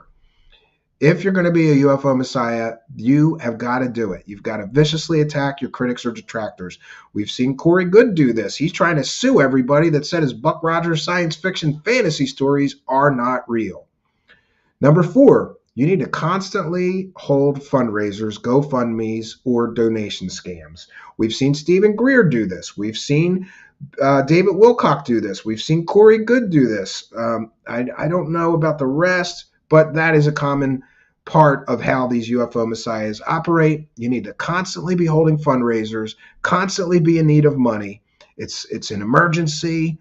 Dr. Stephen Greer crowdfunded saying that there was an emergency because the government was going to fake a fake alien UFO invasion, and he needed to make a documentary to let people know about that. And this is an emergency. He got something like $400,000 or $500,000 donated to him in a fundraiser. So to be a UFO Messiah, number 4, make sure you're constantly holding fundraisers, GoFundMes, or donation scams. Number 5, you've got to mix religion and New Age philosophy with aliens. We have seen for sure Billy Meyer do this. Some of the early contactee people did this. Van Tassel did it. Adamski did it. Menger did it. Billy Meyer for sure did it. Not so sure about Bob Lazar, though he did mix in some New Age, typical beliefs and mixed in some ancient alien stuff with his, saying that the spaceships came from an archaeological dig on a recent episode of Joe Rogan. Well, not a recent episode, but when he appeared on Joe Rogan. You've got to mix religion and New Age philosophy with aliens. For sure, David Wilcock does this. He's talking to Egyptian gods, and now he's talking to the Archangel Michael and Jesus and Christ consciousness and the law of one. They all do this. And I believe that they mix religion and New Age philosophy with the aliens because they get a bigger tent. Not only do you get the people who believe in aliens, but you get all the crystal hippie bitches and the New Age people who believe in all that stuff, or religious people who are searching for some kind of new belief system. Number 5, all UFO Messiahs do this, most of them.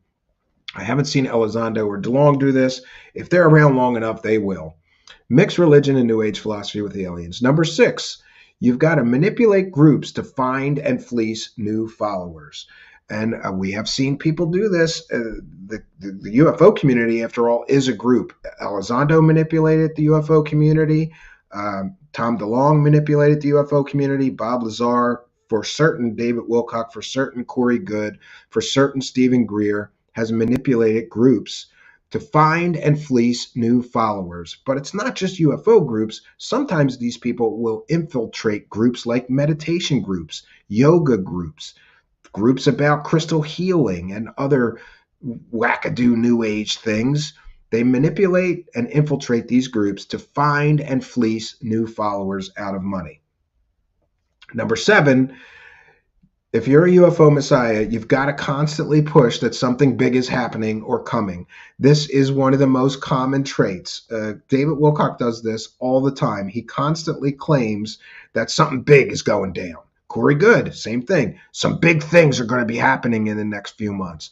Lou Elizondo, same thing. Some big new revelations are coming. There's going to be some new drops. Jeremy Corbell, same thing.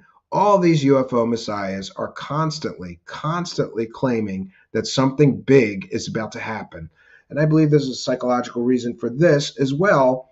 You want to be in on this big thing that's going to happen. You want to know about it before it happens. You want to be in the in crowd that know about this big something that's going to be happening, this big new drop of ground-shattering information, groundbreaking UFO information or a video or documents. Something big is happening or coming very soon. David Wilcock does this.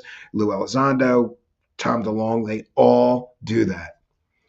Number 8, And the final part of the modus operandi of the UFO Messiahs is that you always have to be selling the latest, greatest, overhyped products.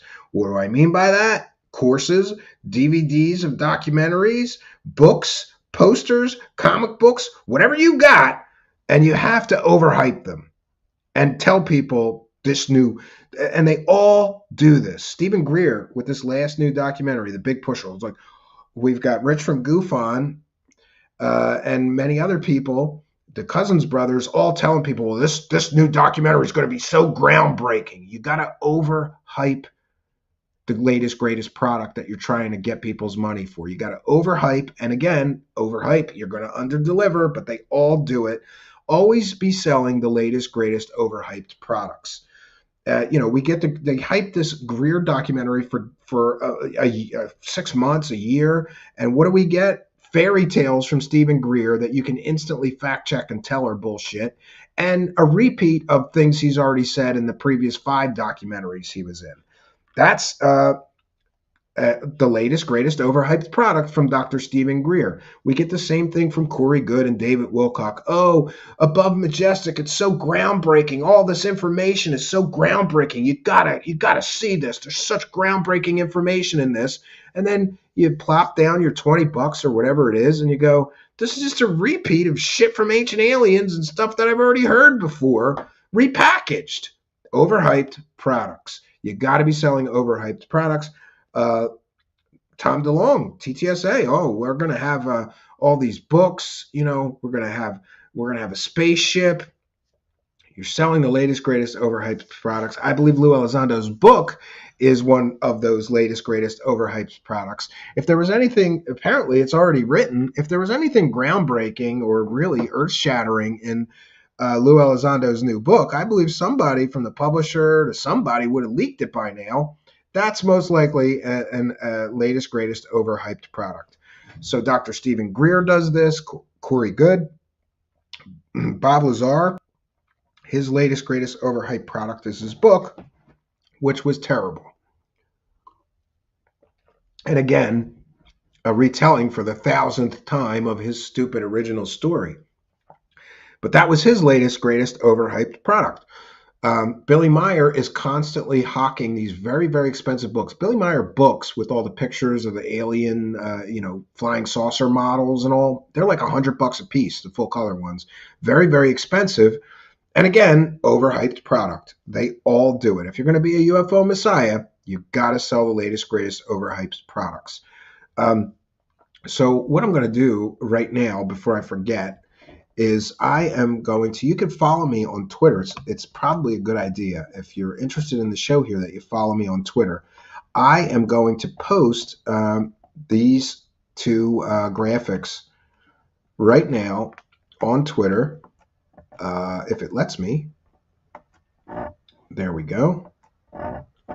Because I want this to be the educational. I want this tonight's show to be educational, informative, and a cautionary tale.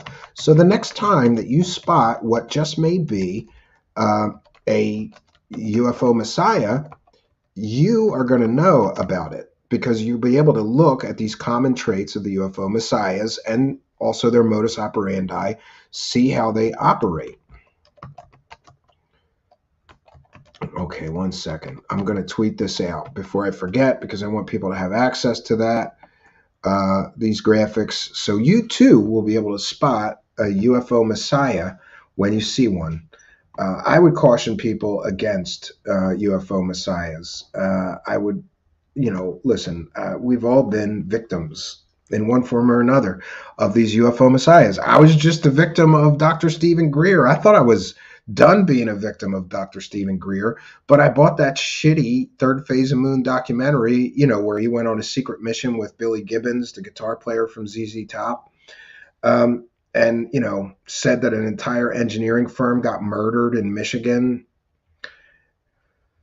Stephen Greer and the Cousins brothers got me for $13, and I want my 13 goddamn dollars back because that documentary was filled with garbage, lies, and fairy tales. I want my $13 back. I would advise you to never give money to any of these UFO Messiahs. And we can see why. They overhype things, they overpromise, and always underdeliver. Why would you give your money just to be disappointed, right? I don't think that's a good idea. Yeah. So we're going to take a short musical break, and then I'm going to check in with the live chat. Let's find a good guest here. I'm a little light on the musical guests lately. So if you have any music that I could use, feel free to send it to truthseekershow@gmail.com. All right, we're gonna take a short break, and then after that, I've got more time for you tonight. So we can have a discussion with the live chat. I'll read any remaining super chats. We'll check in with the PayPal donators and all that kind of stuff. We'll be right back, friends.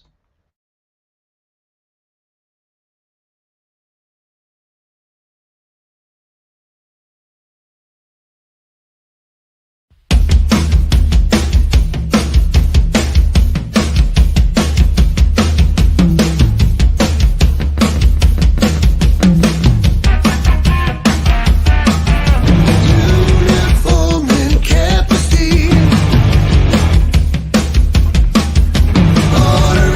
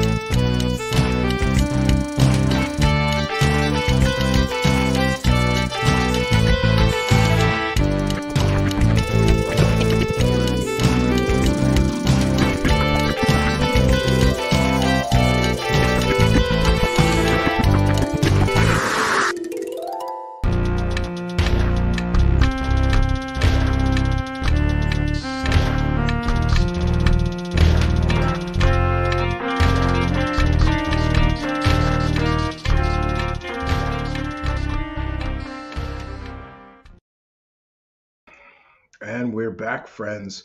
So I've got a little bit more time. We'll give some time and attention to the live chat. Just bear with me for a moment while I'm going to check in with the PayPal donators. There's instructions if you're feeling generous for how to send either a PayPal donation, or you could use the super chat function. That's just the money button down there, and throw a couple bucks in our hat and keep us doing this work.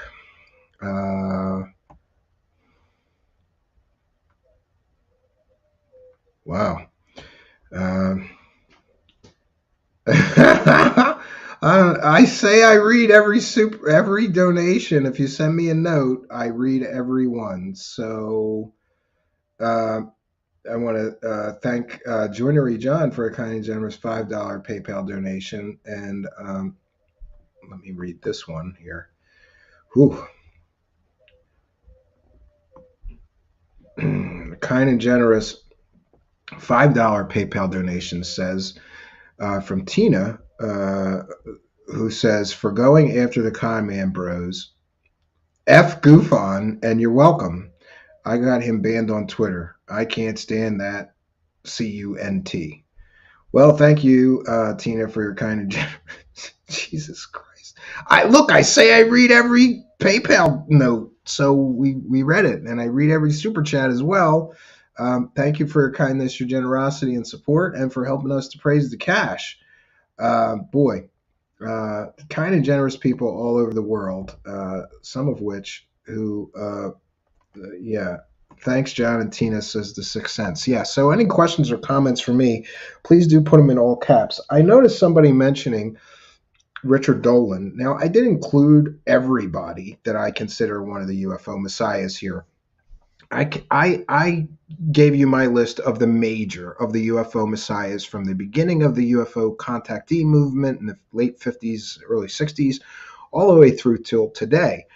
But there are certainly some minor UFO messiahs. I would count some people like Linda Moulton Howe, Richard Dolan, Stephen Bassett, and more. And again, if you look at that list if you look at these graphics that I generated for tonight's broadcast, you will see how they fit the bill as well for many of those things, right? You will see how they definitely check a lot of those boxes. But I included the major ones. There are for sure many, many minor UFO messiahs that try their best to check all those boxes and be one of the great UFO messiahs. Maybe to me that some of those people just fall a little short, or they don't check enough boxes, but they check enough of them. So you can compare everybody in the UFO community to this list, right? Lord Ludicrous says, that's why I said you need a part 2. Maybe we'll do that. I think Lord Ludicrous Dolan is in a different group. Nah, I don't think so. I think he's a con artist like the rest of these people. In my opinion, he sells garbage information. He's interviewing dead people to sell alien stories. He went with Jaime Maussan, the king of UFO hoaxes, to do the UFO circle jerk called the Roswell slides. There's been many, many stories that are fake, like the Wilson documents that he's involved in. Yeah, David Bucky says, Gufon is stupid. He'll call out Corbell, but not Third Phase. Well, there's a reason, and that is David Bucky, Corbell's not paying him every month. Corbell does not pay him, so, he has no reason not to call Corbell, a shyster. He has a reason to not call Third Phase of Moon a shyster. And by the way, for those of you who liked, me screaming at people, some people found it entertaining, so I posted it. I posted earlier today the clip from Alien Scientist Show where I kind of went after, well, I didn't kind of, I really went after Third Phase of Moon. I said, and I stand by my statements, that they peddle garbage into this conversation, and they have done nothing but peddle garbage into this conversation. They have no value. To me, they offer no value whatsoever, except for cop-outs and excuses. Well, people send us stuff, and we just put it out there and let the public decide. That's a nice cop-out for shoveling so much garbage into the conversation over the years, right? Yeah, and it's making me sad. Sixth Sense. Sixth Sense says apparently, if you want 1,000,000 subs, you must be shady, grifty, scammy. Apparently, I think you could do it honestly, but it's a lot harder. Yes, Lord Ludacris says, of course he is about Richard Dolan. I'm assuming, of course he is a con artist. I'm saying that he is in the researcher group of Messiahs. Yes, Lord Ludacris says, I'm saying Dolan is in the research group Messiah. That's the different group I meant. Don't want people thinking I'm defending Dolan. Yes, yes. Yeah, good point. Mike Gambly says, need to show how the belief media prop it up and push it without question. Fade to black, SOR, UCR, third phase, etc. Sure.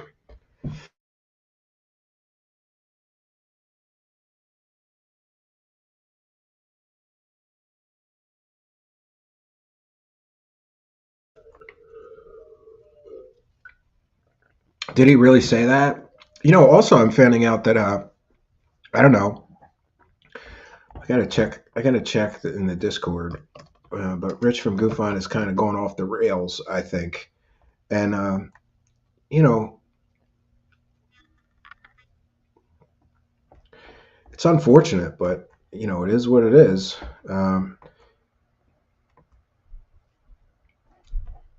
He apparently went after another couple of show hosts. And what is exactly did he say?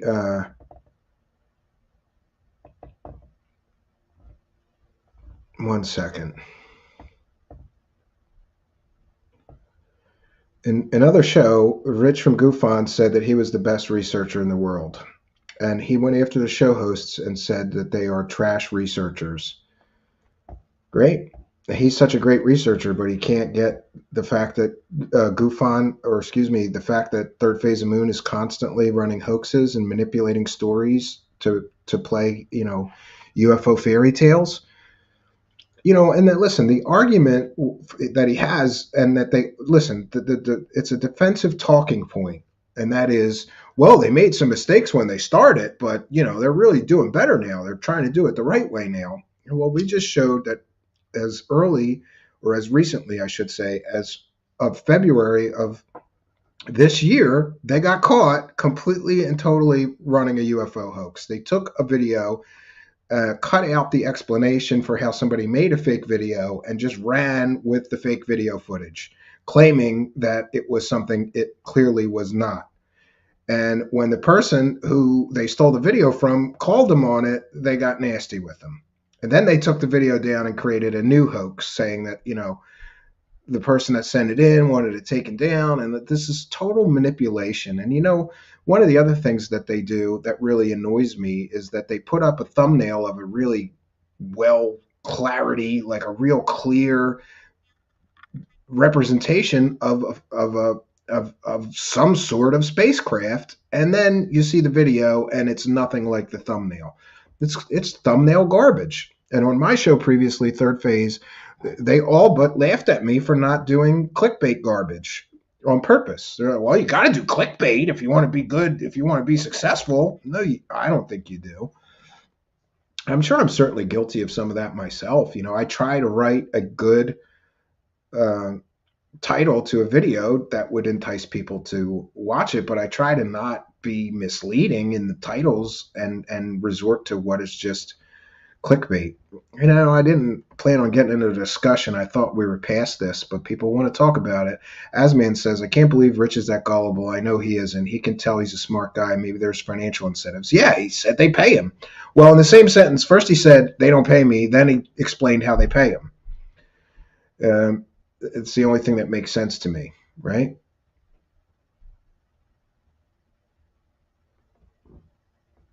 Wow. Popped up on Twitter today. The same video you debunked, Think Tank put it up as a real video with several people believing it. Yeah, that's what these guys do. They manipulate the videos to, cut out anything, or they manipulate the videos to make people think that it's a real flying saucer, a real UFO, real TR-3B, whatever, and it's unfortunate, right? Yeah, Cosmic Neighbors pointing out that they have 800,000 subs but struggle to get 30,000 views. And Bobby Broadway says, "Goof on, we know you're lurking." Yeah, somebody told me you didn't do a show today. Hey, best of luck to him. But like I said, I'm not going to support anybody that supports that kind of bullshit anymore. I'm just not going to do it. I'm not going to. I'm not going to support people that make excuses for people that are peddling garbage into the conversation.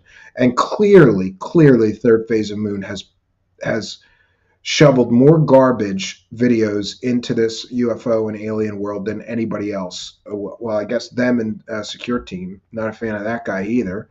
And that guy's another guy who says, well, I got caught hoaxing things. I made mistakes, but now I'm doing it the right way. Okay.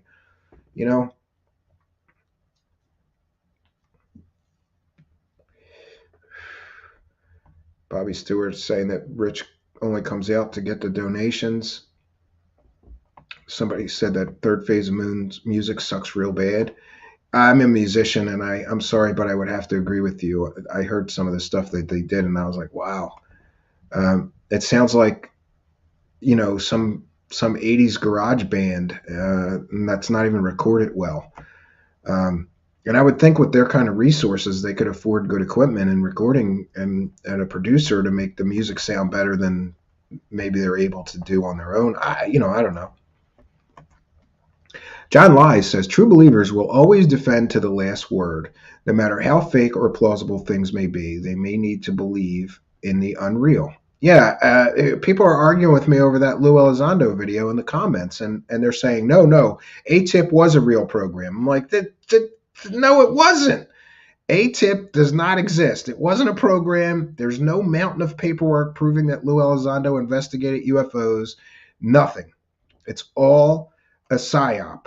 It's all a manipulated, constructed narrative that many, many people fell for. Oh, by the way, that reminds me. The new talking points have been given out to the Lou Elizondo ass lickers. And I'm going to share my screen here. This is one of the big Lou Elizondo ass lickers, Alejandro Rojas, who says, Congressman Tim Burchett tweets support for former Pentagon UAP portfolio manager Louis Elizondo to testify in Congress. So forget former ATIP director. Now they're calling him, the Lou Elizondo ass lickers are now calling him the former Pentagon UAP portfolio manager. And it's not just this Lou Elizondo ass licker. Congratulations, Alejandro Rojas, you dumb dickhead. You are helping him with damage control here. You are helping him recraft the narrative. Now, let's forget about ATIP, since we all know that there was no ATIP program. There was no Pentagon program to study UFOs called ATIP. That was horseshit. Lies fed to us by Lou Elizondo, the latest in the long line of UFO Messiahs, right? Former Pentagon UAP portfolio manager. Now he's the former Pentagon UAP portfolio manager. And UFO Reality Check, who I crack up looking at some of his tweets, because I'm sure we agree on many things. I'm sure we disagree as well. But he says UAP portfolio manager, meaning he had a folder of UFO pictures on his desktop. Yeah. And then Philip Jeffrey says he was a picture manager. And yeah. Somebody who blocked me. Neil Diamond Hand says it's like being assistant to the regional manager. But by the way, it's not. It's very important that I point out that it's not just Alejandro Rojas, the Lou Elizondo ass licker, that is helping with this new narrative they're trying to craft to salvage Lou Elizondo's UFO career. He's trying to salvage his UFO huckster career. Now they're going to call him the former Pentagon UAP portfolio manager. And I would just like to ask Alejandro Rojas, what the hell does that even mean? That's a made-up bullshit garbage term, made up by, I believe, Lou Elizondo, and sent out to his ass-licking supporters that are going to help him continue to manipulate the UFO community, into, some profit for him. Now he's the former Pentagon UAP portfolio manager. I call bullshit. No such thing. He did no such thing. He never investigated any UFOs for the United States government. Find me one piece of paper proving, and I mean not the one from a dead senator that was involved in a $20 million scam to scam the United States government out of $20 million. I mean, find me investigative reports. Find me meeting minutes where he was talking to his team of UFO investigators. Find me some paperwork that proves Lou Elizondo ever investigated UFOs for the United States government. No one of these Lou Elizondo ass lickers can do that. Do you know why? Because that paperwork does not exist. Because Lou Elizondo is an artificial construct, probably constructed by the CIA to infiltrate the UFO community and control the narrative. But this is where we find ourselves, right? This is where we find ourselves, and this is where we're at. All right, so we've done I've done my job today. I wanted to come here. I've had this UFO Messiah presentation on my list for quite a long time. David Bucky, does anybody have any feelings on John Greenwald Jr.? I always say this. I can count the 5 people who I think are trustworthy UFO researchers on one hand. And yeah, that's John Greenwald. Oh, I didn't mean it like that. No. Let's do it that way. That's John Greenwald. I can count the credible UFO researchers that I trust are telling me the truth and not manipulating me, not just profit-based garbage. I can count them on one hand. John Greenwald is one of those people on my one hand. I think he does great work. Does he get everything right? No, neither do I. Neither does anybody, right? There are just a few researchers, and some people have fallen off of that recently, given their support for third phase of garbage. Yeah, maybe we ought to do a parody, third phase of garbage, right? That'd be fun.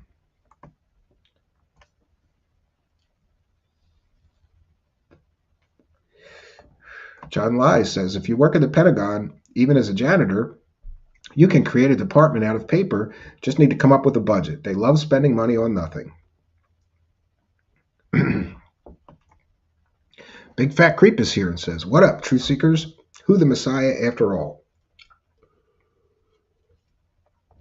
Well, feel free to rewind. We've covered many of these UFO Messiahs throughout history, from the early contactee movement from the late 1950s all up until present day. And I hope people will appreciate that, and maybe people will, go back to that when the new. I'm telling you guys, listen, hear my words, and remember, Lou Elizondo is on his way out. So a new UFO Messiah is going to be showing up any day now. Sometime in the next 6 months, we'll have a new UFO Messiah making a lot of the same promises, over promising and under delivering, selling overhyped products that never deliver.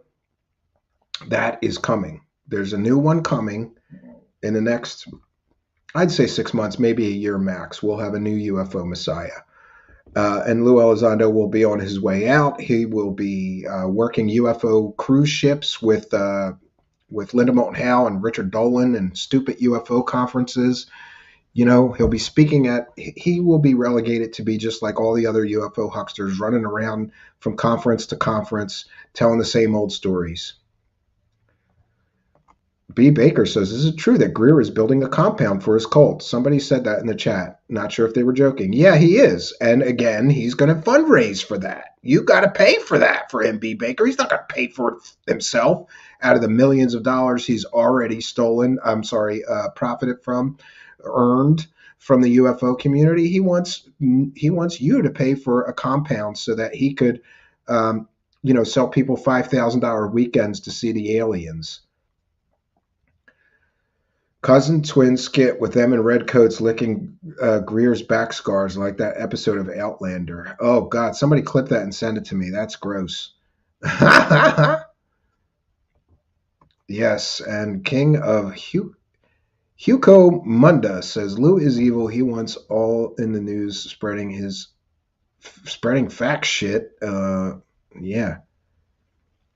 Davina says, I forwarded the email I got. Oh, let's take a look. Thank you, Davina.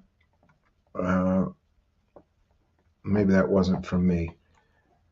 I don't see an email for it. Okay, no big deal. So look, we've done. Lord Ludicrous says you really need to talk to Jeff over at Strange Recon. He was talking about Lou using crystals in the desert and that whole group turning into weird shit. Yeah, I've heard about him. Listened to him a few times. Can't say I disagree with that guy. I'll check him out when I get a chance. But Lord Ludicrous, I told you I'm trying to stay away from other shows, other show hosts. That's where all the drama comes from, right? David Bucky says Dolan doesn't focus on narrative. Come on, he called out the Admiral Byrd story as fake when all the other panelists were pushing it. Yeah, I mean, sometimes he gets it right, but he gets it wrong an awful lot. He gets it wrong as well. Paragon Reason says, why does Greer always hint that he knows more and such, but he never reveals it? Disclose it for disclosure. Why he hold out? He's holding out so you give him more money. That's another thing that I just want to mention. We have seen this long line of UFO messiahs through history. Not one of them has brought us what they promised. Not one. So part of me, when I saw Lou Elizondo, that I instantly went, here's another UFO messiah. And he's promising he's going to do all these things, and he's going to bring us the truth about those aliens. And he never will, just like the rest of them never will and never did. They overpromise and they underdeliver. B. Baker says, never trust a CIA agent with a soul patch. Yeah, I agree. I absolutely agree.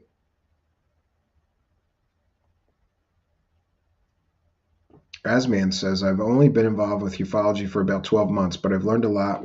Hey, I'm glad that you found us, because I'll save you a lot of time. Watch some of my videos. You'll find out who's full of shit. Most of them are full of shit, Asman. Most of these people are full of shit. But you can save yourself a lot of time. When I got heavily involved in this, I listened to so many people, and I wasted so much time because so many of them were full of shit, and I didn't know it. When I got into the rabbit hole, you only find out the further down you go, right? Sixth Sense is reminding people we have a Cash App, and you can send me money through Cash App. We like money. Yeah. And there's another thing. There is one other way that you can help our show besides throwing money at us, which is always helpful. And that is that you can like, comment, subscribe, and share these videos. It really does help. The algorithm loves interaction. So let us know. Tell us who you think is the worst UFO Messiah. Tell us who you think the best UFO Messiah is. Tell me what UFO Messiahs I left off the list that you think I should have included. Let me know down here in the comments. It really does help. It raises us in the search engines. It helps more people to find us, and YouTube loves the interaction. So please like, comment, subscribe, and share. And if you should happen to be listening in audio podcast land, just know you're missing half the fun. I think that you would enjoy go on over to YouTube, put Truth Seekers, one word, in the search bar. Look for me, the guy with the glasses. Smash the subscribe button, hit that notification bell, and you too will know when we're doing a live taping. We record the audio podcast right here live on YouTube, Facebook Live, and Twitter. So come on over to YouTube, which is the hub of our show, really. Search for Truth Seekers in the search bar. Subscribe, hit the notification bell, and come here and be a part of our live chats and discussions. We love the interaction from our audience. We encourage you to be a part of the show. Don't just listen to it. Don't just watch it. Come here and be a part of the show. We take questions and comments from the live chat. We have interesting discussions. You are most welcome. Come and find us if you're listening in audio podcast land for the live tapings. Anthony Peterson says, I'm really interested in this topic, but it's a bit disillusioning finding out that there is so much misinformation and grifters in the field. I don't want to say it's 90%, but I'm getting there to say that 90% of these people that are selling these stories are full of shit. There's very few credible people. And that's very challenging because I don't want to start just hosting nutters and disinformation agents and misinformation garbage peddlers, right? Asman says, I'm subscribed and got the notifications. Good. Glad that you found us, Asman. You are most welcome here. We welcome believers. We welcome skeptics. We welcome people brand new to these topics. We welcome people that are veterans and have been here for 50 years. All are welcome here. Truth Entertainment says, sometime I feel robbed. I started UFO stuff back in the Arthur C. Clarke days. Then Art Bell ends. Geez, so much time wasted, but entertaining. Well, if nothing else, it is a form of entertainment for many people. John Griffin is here. Welcome, John Griffin says, you're the man, Cambion, I think. Welcome. Yeah, and B. Baker is handing out the link to the Discord server, so you can come and talk to us crazy people, us nutters, that are into these strange and esoteric topics, not just while there's a live broadcast in the live chat. We have a 24/7 live chat in the Discord server where many of our audience members hang out, and that really, really is a fun thing. You should come and be a part of the community there. Sandy Smith is here. Welcome, Sandy Smith says, in 1975, I lived in Landers, California, where the Integratron and Giant Rock Airport are located. The Integratron was a 2-mile view outside my living room window. It was lit up every night at the airport there. Yeah, I have never been, but I know people who have been. And most people I know who visited there were kind of disappointed because it's just a big, empty, big building, with interesting acoustics, but no aliens and no time travel. And, I think, Sandy Smith, that whole Integratron thing was just a scam. That guy collected money and collected more money and more money and more money and was always in need of money to get the parts or materials to build this machine, and he never did it. He had 10 years to do it, 20 years to do it. He never did it. It never worked. It never did anything. It was an interesting conversation starter. It's an interesting looking building, a domed building.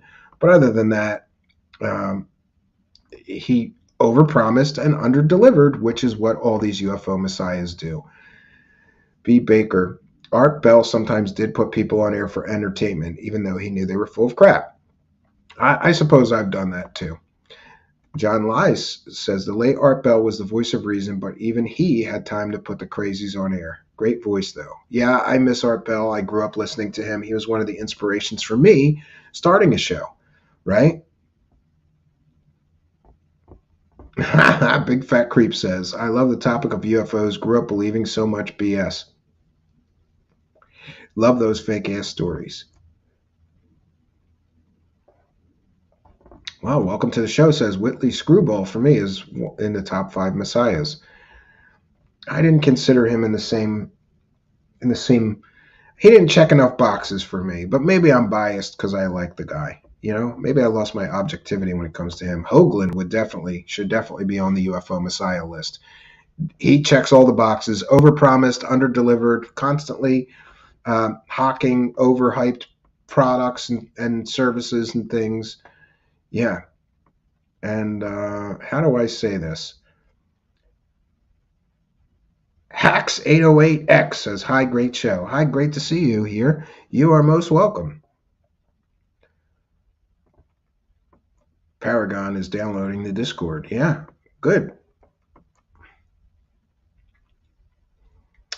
King of Hugo Mundo says, I was shocked to see Linda Moulton Howe go crazy in an interview she did on YouTube. She went insane. That was my question that interviewer asked her when she went nuts. Yeah, she really kind of lost it, right? David Bucky says, Richard Hoagland for sure. Lord Ludicrous says, great show tonight. Well, thanks for all the positive feedback, guys. I've got a bunch more little presentations like that I'm going to be doing in the coming weeks. We're going to try to get back to, the reason that I have a show, and that is not to argue with other show hosts and personalities involved in this thing, but to do great shows. So, yeah, Lord Ludicrous says, I broke Linda Moulton Howe. Somebody had to do it. All right, friends. So listen, I have done my due diligence today. I had some goals for today, and one of them was to get this UFO Messiahs out of my notes and into broadcast out into the world so everybody can experience what the UFO Messiahs are. I hope, though, that it's not just, you know, I hope that tonight was not just entertaining, but is also informative, because I really think that these lists of the common traits is very important.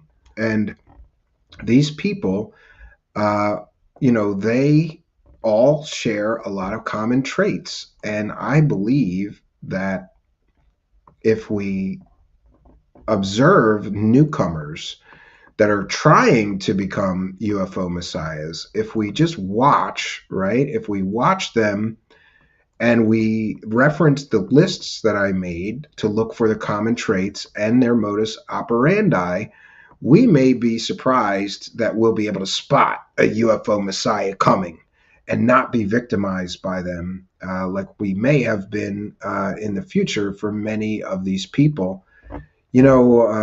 I think history is a great teacher, and what history teaches us about these UFO messiahs is that they all do the same thing. They overpromise, they underdeliver, they manipulate and deceive people, they constantly need your money, and they never deliver what they promise. And this is a common trait among all of them. Every one of them do many of the same things. I guess they all sit around watching each other, or the newer ones watched all the scammy stuff that the ones before them did to be successful at manipulating people, to be successful at essentially stealing money from people for garbage information, and they emulate those people.